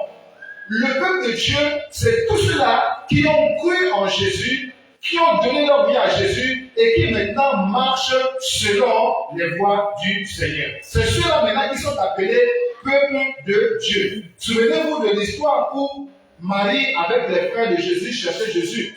Et Jésus était en train d'enseigner. Et lorsqu'on va dire, ah, mais Jésus, ta mère et tes frères qui te cherchent, qu'est-ce que je vais pas dire? Moi, je ne les connais pas. Mes frères, c'est qui? Ma mère, c'est qui? Ma mère, c'est tous ceux-là qui font la volonté de mon Père. Vous voyez que être frère de Jésus, être sœur de Jésus, ce n'est pas être juif de la chair, non. Être frère et sœur de Jésus, c'est recevoir Jésus comme Seigneur et Sauveur et marcher selon sa parole. C'est ça qui veut de toi, de moi, frère de Jésus ou bien sœur de Jésus. Donc, quand Dieu dit qu'il va habiter au milieu de son peuple, ça veut dire que c'est ceux-là qui ont cru au message de la foi, qui ont cru à la mort et à la résurrection de Jésus et qui maintenant, par la grâce du Seigneur, s'efforcent d'obéir à ses commandements. Ce sont ceux-là, c'est l'ensemble de ces personnes-là que Dieu appelle son peuple. Et non seulement il est au milieu de Dieu, au travers des réunions qu'il font, par exemple là, si nous sommes le peuple de Dieu, il est avec nous, mais au-delà de cela, il est en chacun de nous, dans notre cœur. Voilà pourquoi nous devons nous efforcer de plaire à Dieu. Nous devons nous efforcer d'obéir à la parole de Dieu. Nous devons nous efforcer de nous soumettre à la volonté de Dieu, pour que Dieu soit avec nous. Tant que nous n'obéissons pas, tant que nous faisons des choses comme nous voulons, Dieu peut être en nous, mais il ne sera plus avec nous. Autrement dit, Dieu sera là, c'est vrai, mais il ne va plus agir librement. Il ne va plus agir comme s'il était avec nous.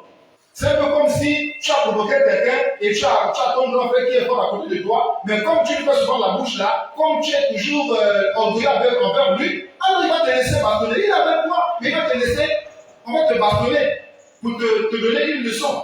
De son mère comme ça, quand il va te dire ceci, cela, tu vas maintenant lui obéir, tu vas maintenant te respecter. De sorte que si quelqu'un vient t'attaquer, il va te protéger. C'est comme ça que Dieu fait. Donc Dieu fait avec nous, c'est-à-dire en nous, mais si nous ne faisons pas ce qui lui plaît, il va nous laisser. Il va dire, ok, d'accord, marche d'abord comme tu veux. Donc le diable va nous bastonner, il va nous faire ce qu'il veut, il va nous regarder. Pourquoi?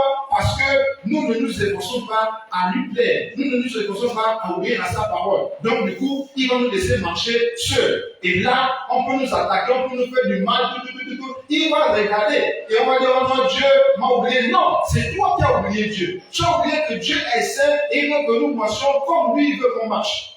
Mais comme nous voulons marcher selon nos propres désirs, selon nos propres convoitises, selon nos propres convictions, raisonnements ou quoi, alors il va nous laisser faire. Jusqu'à ce que nous puissions prendre conscience que c'est Dieu qui doit être notre guide, c'est lui qui doit nous orienter, c'est lui qui doit nous montrer la voie à suivre, et donc c'est à lui que nous devons obéissance. Voilà pourquoi bien aimés, nous devons comprendre que la pensée de Dieu, quand il avait voulu, ou bien quand il a toujours voulu habiter au milieu de son peuple, en fait, l'objectif derrière ça, c'était quoi? C'était donc de nous apprendre à vivre selon sa volonté à lui.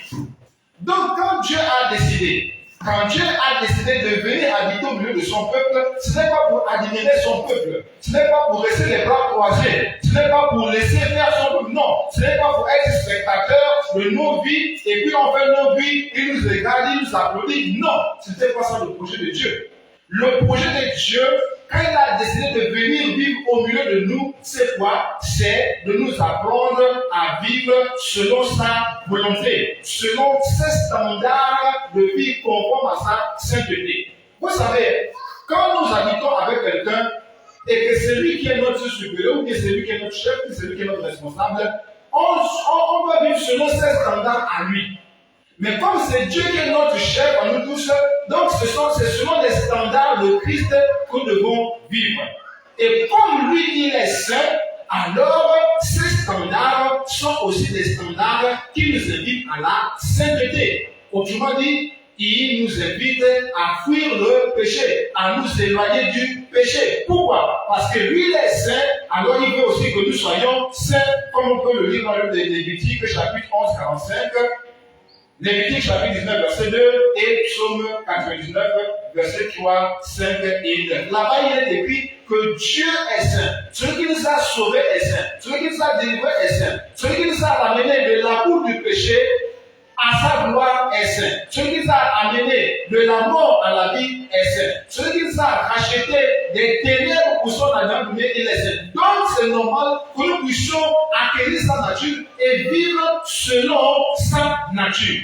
Tu ne peux pas dire que Jésus t'a sauvé et tu vas continuer à vivre comme toi tu veux. Non, ce n'est pas possible. Bien aimé, on est toujours assujetti à celui qui nous a dominés. C'est clair.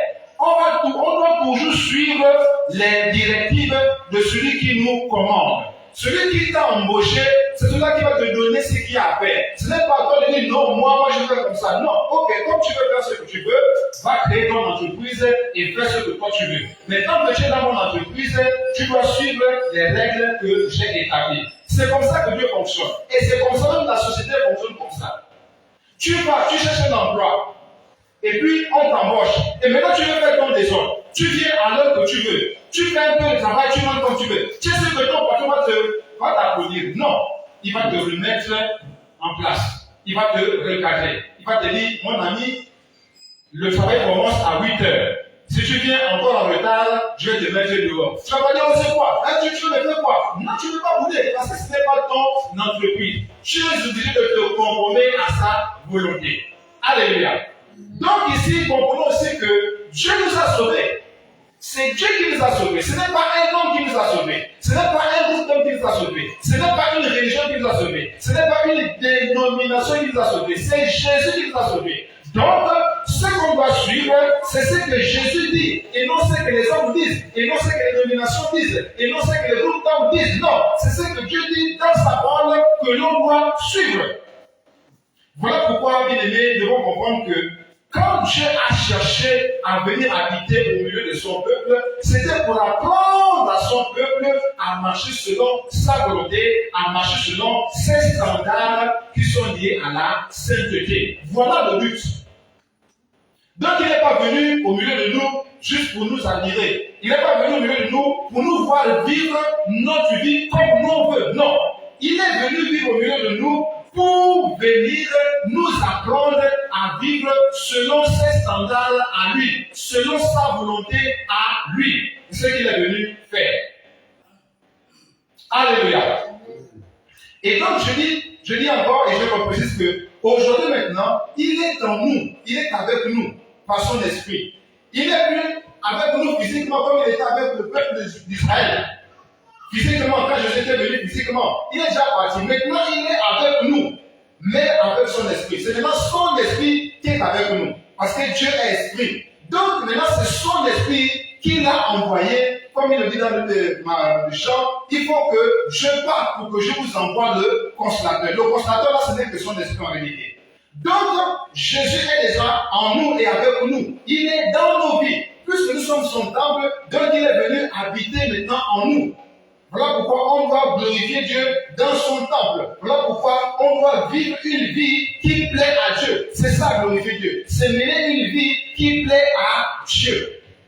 C'est cela que Dieu attend de toi et de moi. Donc, l'objectif, c'est de nous apprendre à vivre selon sa nature, à vivre selon sa volonté. Nous n'avons plus le droit de vivre notre vie comme nous on veut, nos bien-aimés. Si Jésus t'a sauvé, si réellement tu crois que Jésus est ton Dieu, si véritablement tu crois que c'est Jésus qui t'a donné la vie par sa mort à la croix, alors tu vas maintenant chercher à vivre selon ses standards à lui, selon sa volonté à lui. Tu vas maintenant vivre par lui et pour lui. Ce n'est pas selon les hommes que tu vas maintenant vivre, non. Ce n'est pas selon les coutumes des hommes, non. Ce n'est pas selon les coutumes, des traditions, des mœurs des hommes, non. Mais tu dois vivre maintenant selon les standards de Dieu, selon la volonté de Dieu, selon la parole de Dieu. Voilà pourquoi, quand c'est compliqué de comprendre la parole de Dieu, au lieu de chercher des hommes pour t'expliquer la parole de Dieu, non. Il faut aller vers l'auteur de cette parole-là. C'est ce que nous avons lu tout à l'heure, dans Psaume 32, 8. Il a dit, je te conseillerai. Donc tu vas aller vers Dieu pour te conseiller. Ne va plus vers les hommes. Parce que les hommes peuvent se tromper. Les hommes peuvent se contredire entre eux. Mais celui qui ne se trompe jamais, c'est l'auteur de sa parole, c'est-à-dire Jésus. Donc nous devons chercher à vivre selon les standards de Christ. Alors maintenant, comprenons pourquoi. Pourquoi est-ce qu'il est donc nécessaire de marcher selon le Saint-Esprit? Parce que Dieu nous dit marcher selon le Saint-Esprit. Pourquoi Dieu nous demande? Pourquoi est-ce que Dieu nous ordonne de marcher selon l'Esprit? Pourquoi est-ce que Dieu nous conseille de marcher selon son esprit à lui? Non pas selon notre esprit à nous. Non pas selon l'esprit de ce monde. Parce qu'il aimé ce monde a un esprit. Nous-mêmes, nous avons aussi un esprit bien aimé. Les dénominations ont un esprit. Bref, il y a beaucoup de choses autour de nous qui nous influencent. Il y a beaucoup de choses autour de nous qui nous influencent et qui nous poussent à faire des choses, qui nous poussent à poser des actes. Mais Dieu nous dit, marcher selon l'esprit. Donc selon son esprit à lui. Pourquoi bien aimé? Voici la première raison. Sachant que c'est un ordre. Alors voici donc la première raison. C'est pour que nous soyons capables d'exercer l'autorité et la puissance que Dieu nous a donnée par son esprit. Vous savez, lorsque nous venons à Christ, avant, nous sommes rien, nous ne possédons rien, nous ne possédons aucun pouvoir, c'est seulement la force humaine. Maintenant, lorsque nous venons à Christ, il nous remplit de son autorité. Il nous donne son pouvoir. Il donne sa puissance. Selon Actes chapitre 1, verset 8. Il a dit, vous recevez une puissance, le Saint-Esprit survenant sur vous. Donc, lorsque nous venons à Christ, et que nous sommes nés de nouveau, alors nous sommes investis d'une autorité, nous sommes investis d'une puissance. Alors, la puissance de l'autorité là, tu ne pourras jamais l'exercer si tu vis dans la désobéissance à l'Esprit de Dieu. Pourquoi? Parce que c'est l'Esprit de Dieu qui va agir en toi. Donc, pour exercer utilement l'autorité, pour exercer l'autorité et la puissance que Dieu nous a donnée, pour être victorieux dans le monde spirituel, alors nous devons obéir à l'Esprit de Dieu. Nous devons marcher selon l'Esprit de Dieu. Vous savez, nous sommes dans un combat. Là, nous sommes là, nous vivons dans un combat perpétuel. Et notre compagnon, c'est le Saint-Esprit. Celui qui connaît les voies cachées de l'ennemi. Celui qui connaît les pièges cachés de l'ennemi. Donc, c'est lui qui connaît toutes ces choses-là. Donc, qu'est-ce qu'on doit faire? Si nous voulons triompher de notre ennemi, dans ce combat-là, on doit demander le conseil du Saint-Esprit. Voilà pourquoi Dieu dit, je vous conseillerai. Quand tu vas dans un combat, tu vas avoir des conseils. C'est comme quand on voit un peu dans le monde, les boxeurs et tout ça là, tous ceux qui pratiquent un peu les sports de combat, ou même les sports de manière générale. Pourquoi c'est un coach? C'est parce que le coach a une expérience.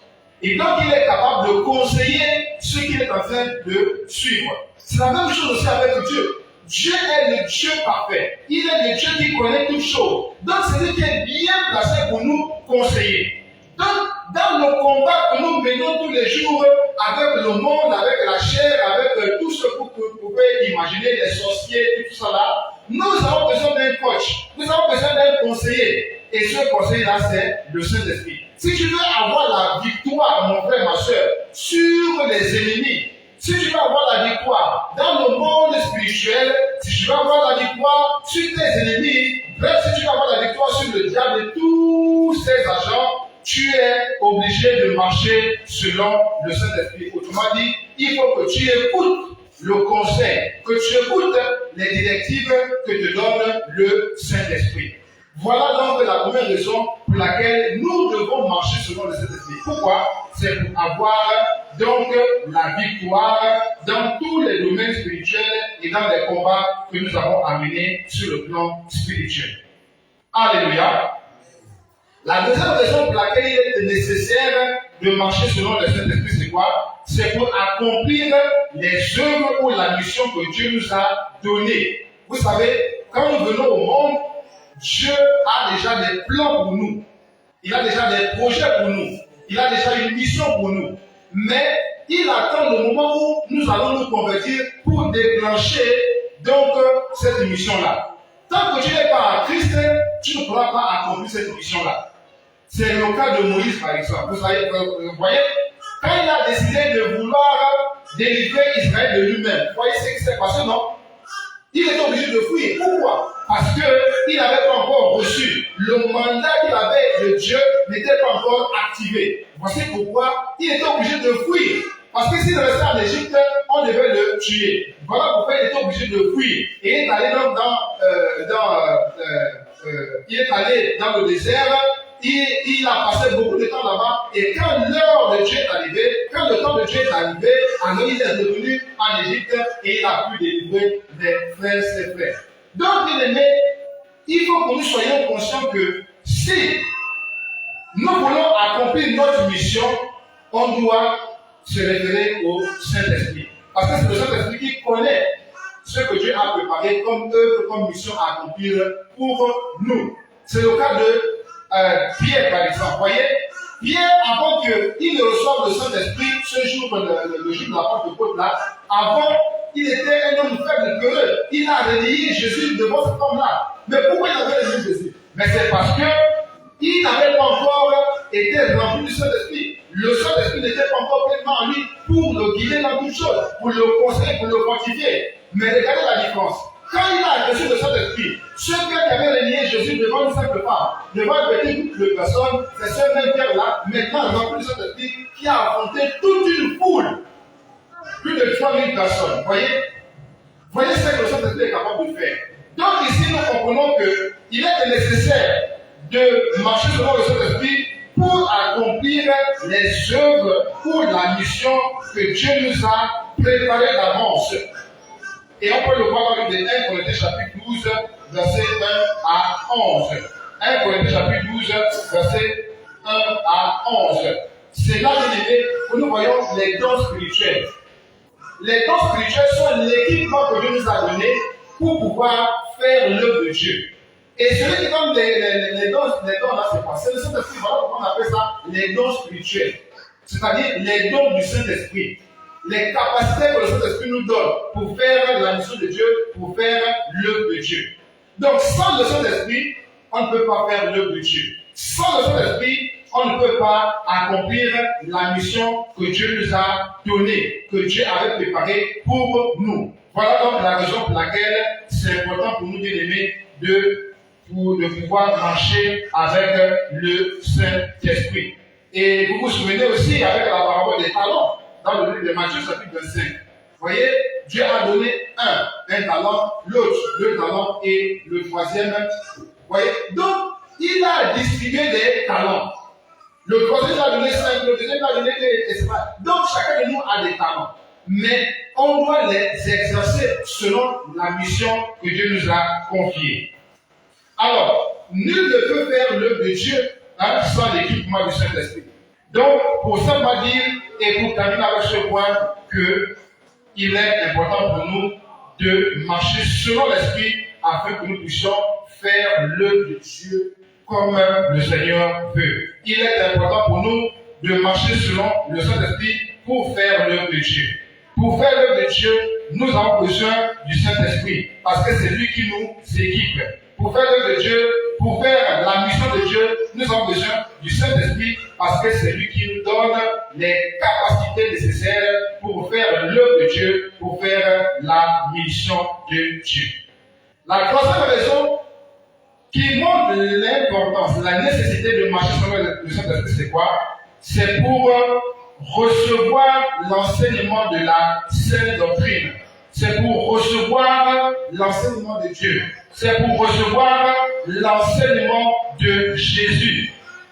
Si tu n'as pas le Saint-Esprit en toi, si le Saint-Esprit est attaché dans ta vie, si le Saint-Esprit n'est pas libre en toi pour te conseiller, pour t'ouvrir l'intelligence, si tu ne permets pas au Saint-Esprit d'ouvrir ton intelligence afin de comprendre les paroles que tu entends, les prédications que tu entends, tu ne vas rien comprendre. Tu vas comprendre de travers.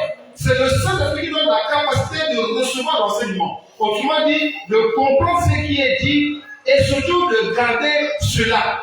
Sans le Saint-Esprit bien-aimé, tu ne peux pas comprendre la parole de Dieu. Tu vas comprendre la parole de Dieu de manière simplement intellectuelle, mais tu ne pourras jamais comprendre la parole de Dieu spirituellement, parce que c'est spirituellement qu'on juge. Autrement dit, c'est avec le Saint-Esprit que nous comprenons la parole de Dieu. Ce n'est pas avec l'intelligence humaine. Or, beaucoup d'enfants de Dieu comprennent la parole de Dieu selon l'intelligence humaine. Parce qu'ils ont fait des études, parce qu'ils sont partis dans des écoles bibliques, et ils pensent que c'est en allant à l'école biblique qu'on comprend la parole de Dieu. C'est faux. Pour comprendre la parole de Dieu, ce n'est que le Saint-Esprit. Les disciples ne sont pas allés dans des écoles bibliques. Les disciples ne sont pas allés dans des écoles bibliques. Les disciples sont partis à l'école de Jésus, qui est lui-même le Saint-Esprit, qui est venu se manifester au temps d'eux. Donc, pour dire quoi? Pour dire que si tu n'as pas le Saint-Esprit de Dieu, tu peux faire toutes les études bibliques que tu veux, tu ne comprendras jamais les Écritures selon la volonté du Seigneur. Donc, mon frère, ma soeur, tu as besoin du Saint-Esprit pour comprendre la révélation des Écritures. Ce n'est pas l'information que tu peux voir, que tu peux avoir, qui va te permettre de comprendre les Écritures. Non. Ce qui va te permettre de comprendre les Écritures, ce n'est que le Saint-Esprit pour moi, parce que c'est lui le meilleur enseignant. Jésus dit dans sa parole que dans le livre de Jean, chapitre 14, verset 6, que c'est lui qui enseigne. C'est le Saint-Esprit qui enseigne. C'est le meilleur enseignant. Jean, chapitre 16 ou 15, il est écrit que le Saint-Esprit vous enseignera toutes choses. Donc, celui qui enseigne, c'est le Saint-Esprit. Donc, nous devons vraiment rechercher le Saint-Esprit parce que le Saint-Esprit ne se trompe pas. Mais les hommes peuvent se tromper. Donc, voilà la raison pour laquelle nous devons marcher selon le Saint-Esprit pour recevoir l'enseignement du Seigneur. Tu vois, quatrième raison. Il faut que nous puissions marcher selon l'Esprit pour pouvoir conserver la marque de notre appartenance à Dieu. Bien-aimé, je disais tout à l'heure que quand nous venons au Seigneur, nous recevons le Saint-Esprit. C'est quand tu viens au Seigneur que tu reçois le Saint-Esprit. Nous ne sommes pas tous des enfants de Dieu. Il faut que les choses soient vraiment claires. Parce que beaucoup se trompent, disant que nous sommes tous des enfants de Dieu. Non. Soyons clairs. Nous ne sommes pas tous des enfants de Dieu. On peut être tous des créatures de Dieu, oui, mais nous ne sommes pas tous des enfants de Dieu. Il faut que les choses soient claires à ce niveau-là. Un enfant de Dieu, c'est celui qui a la marque de Dieu en lui. Et la marque de Dieu, c'est quoi? Mais c'est le Saint-Esprit. Parce que Dieu est esprit. Donc, tu dois aussi avoir la marque de Dieu. Autrement dit, tu dois avoir le Saint-Esprit. Et tu ne l'as que lorsque tu reçois Jésus sincèrement. C'est lorsque tu reçois Jésus de tout ton cœur. Quand tu reçois Jésus de tout ton cœur et que tu regrettes ta vie de péché et tu décides de marcher avec Jésus en nouveauté de vie, c'est là maintenant que le Saint-Esprit vient en toi. Voilà pourquoi Jean chapitre 1 verset 12 dit à ceux qui l'ont reçu, à ceux qui ont cru en son nom, il leur a donné le pouvoir de devenir enfants de Dieu. Donc, on devient enfant de Dieu seulement si nous recevons Jésus. Seulement si nous croyons en Jésus comme notre Seigneur et notre Sauveur. Les choses sont claires à ce niveau-là. Donc, tous ceux qui nous disent oh non, on est tous des enfants de Dieu là, ils ne connaissent pas la parole. On n'est pas tous des enfants de Dieu. On est tous des créatures de Dieu. Autrement dit, on a été tous créés par Dieu. Oui, mais on n'est pas tous des enfants de Dieu. Pourquoi? Parce qu'on n'a pas tous reçu Jésus. On n'a pas tous cru en Jésus. C'est comme ça qu'on doit comprendre les Écritures. Donc ici, tu dois marcher selon le Saint-Esprit. Pourquoi? Pourquoi c'est important pour toi et moi de marcher selon le Saint-Esprit? C'est pour conserver cette marque-là. Le Saint-Esprit nous donne la marque de notre appartenance à Dieu. Le Saint-Esprit, c'est comme un sceau, un cachet, un tampon que Dieu met sur nous et qui montre que nous lui appartenons. C'est le Saint-Esprit bien-aimé. Ce qui fait la différence entre toi et un sataniste, entre toi et un sorcier, c'est le Saint-Esprit. C'est-à-dire, toi qui as reçu Jésus dans ta vie comme Seigneur et Sauveur et qui marche dans sa parole, tu as une marque d'appartenance. Tu as la marque qui te dit, ou qui fait dire au monde spirituel que tu appartiens à Dieu. Il y a des témoignages que nous avons écoutés qui nous disent que quand les sorciers veulent attaquer, ou bien quand les satanistes viennent attaquer, ils regardent dans le monde spirituel ton identité spirituelle. Et ils disent souvent que les enfants de Dieu qui appartiennent à Dieu ont une marque. Soit c'est un feu qui est autour d'eux, ou bien il y a des anges qui sont autour d'eux. Bref, il y a toujours un signe qui montre que nous appartenons à Dieu. Et le signe palpable ou le signe qui ne trompe pas, c'est le Saint-Esprit. C'est le Saint-Esprit-là qui nous donne la marque de notre appartenance. C'est le Saint-Esprit qui fait que nous appartenons à Dieu. Ce n'est pas le fait d'aller dans une église, non. Ce n'est pas le fait d'appartenir à une dénomination, non. Ce n'est pas le fait d'être fille ou fils de pasteur, non. Ce n'est pas d'être femme ou femme de pasteur, non. Ce qui fait que nous appartenons à Dieu, c'est le Saint-Esprit en nous. C'est lorsque nous recevons cette marque-là, que alors à ce moment-là, nous devenons la propriété de Dieu. Que nous avons désormais le privilège d'appartenir au camp de Dieu. Sans ça, nous appartenons au diable, c'est clair. Il n'y a pas de milieu, il n'y a pas de neutre, non. Soit tu es dans le camp de Dieu, soit tu es dans le camp du diable.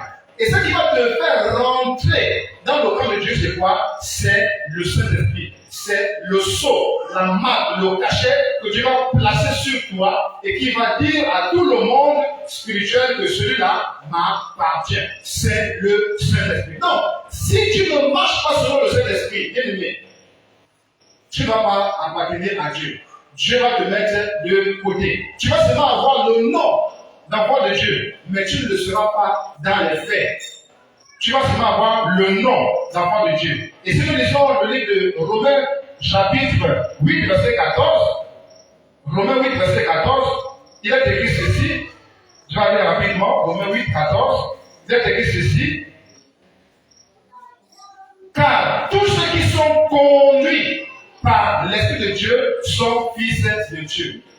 Tous ceux qui sont conduits par l'Esprit de Dieu sont fils de Dieu. Vous voyez pourquoi il est nécessaire d'être conduit par l'Esprit de Dieu. Vous voyez maintenant pourquoi c'est important, c'est nécessaire de marcher selon l'Esprit de Dieu. C'est quand tu marches selon l'Esprit de Dieu que tu es fils de Dieu, que tu conserves ton statut d'enfant de Dieu. Mais regarde, tu as reçu le Saint-Esprit en toi, mais tu continues à marcher dans tes voies que tu avais auparavant. Tu continues toujours à pécher, tu continues toujours à marcher dans les abominations, tu continues toujours à vivre dans le péché. Dans la vie ancienne là, tu repars encore là-bas. Bien aimé, tu as laissé seulement avec le nom d'enfant de Dieu, mais tu ne l'es plus. Parce que si tu meurs là, tu vas aller en enfer. Pourquoi? Parce que tu as continué à vivre selon les principes de ton ennemi.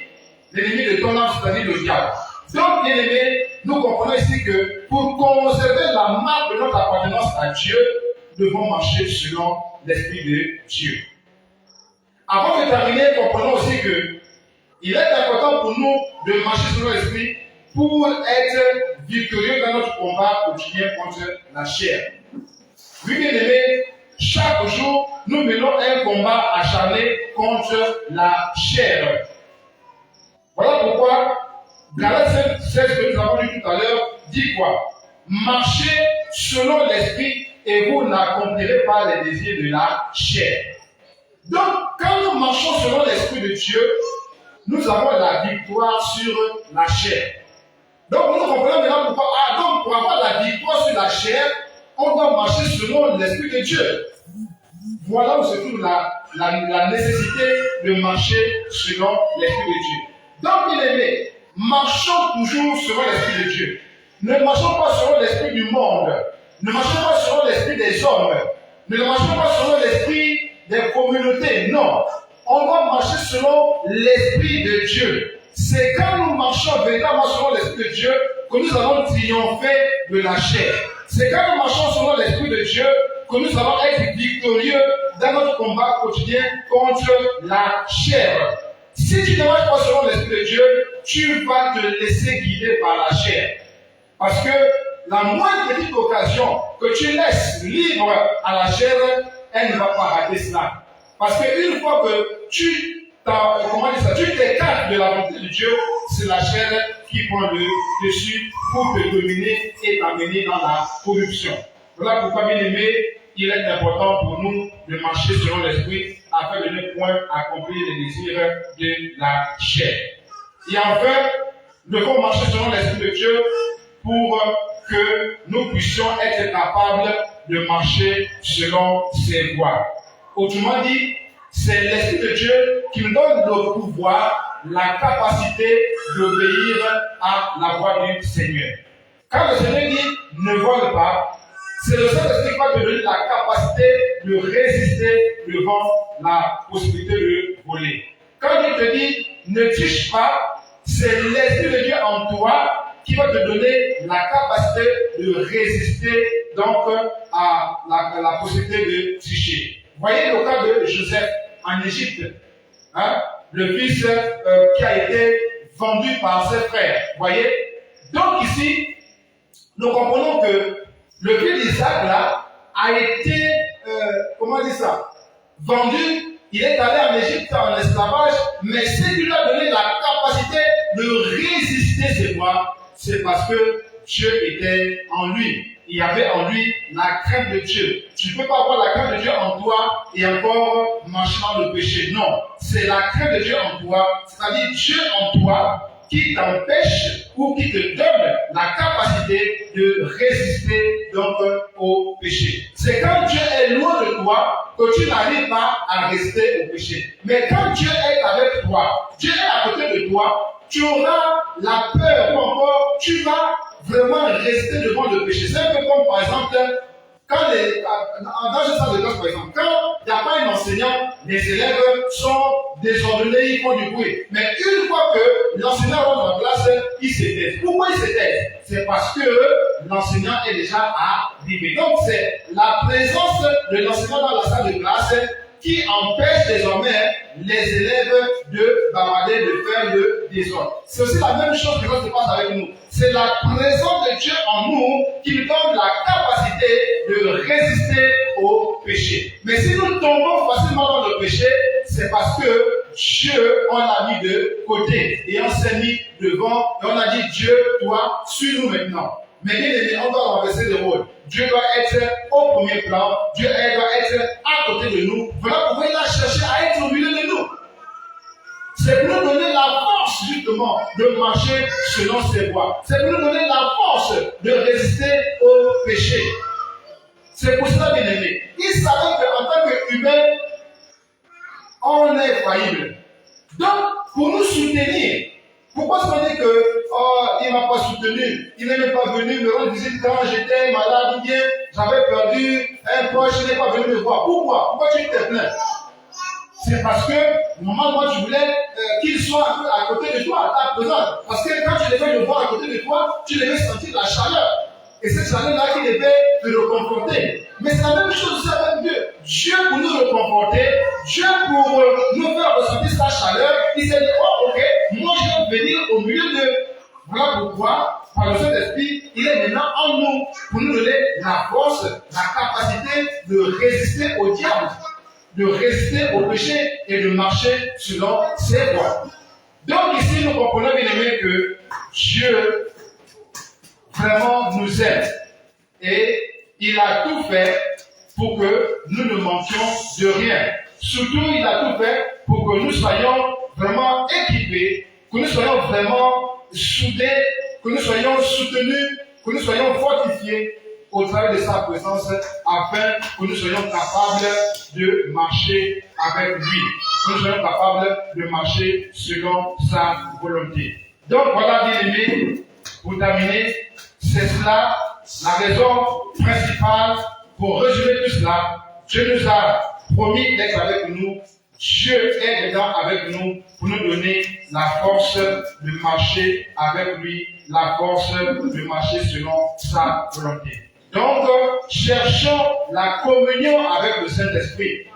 Cherchons la communion avec le Saint-Esprit. Cherchons l'intimité avec le Saint-Esprit. Cherchons les conseils du Saint-Esprit. Demandons conseil au Saint-Esprit. C'est lui qui va nous conseiller. C'est lui qui va nous montrer la voie à suivre. C'est lui qui va nous donner les instructions nécessaires pour que nous ne manquions de rien, pour que nous puissions marcher comme lui il veut. Ce n'est qu'en demandant conseil au Saint-Esprit que nous allons réussir. Alléluia. Que le Seigneur bénisse sa parole.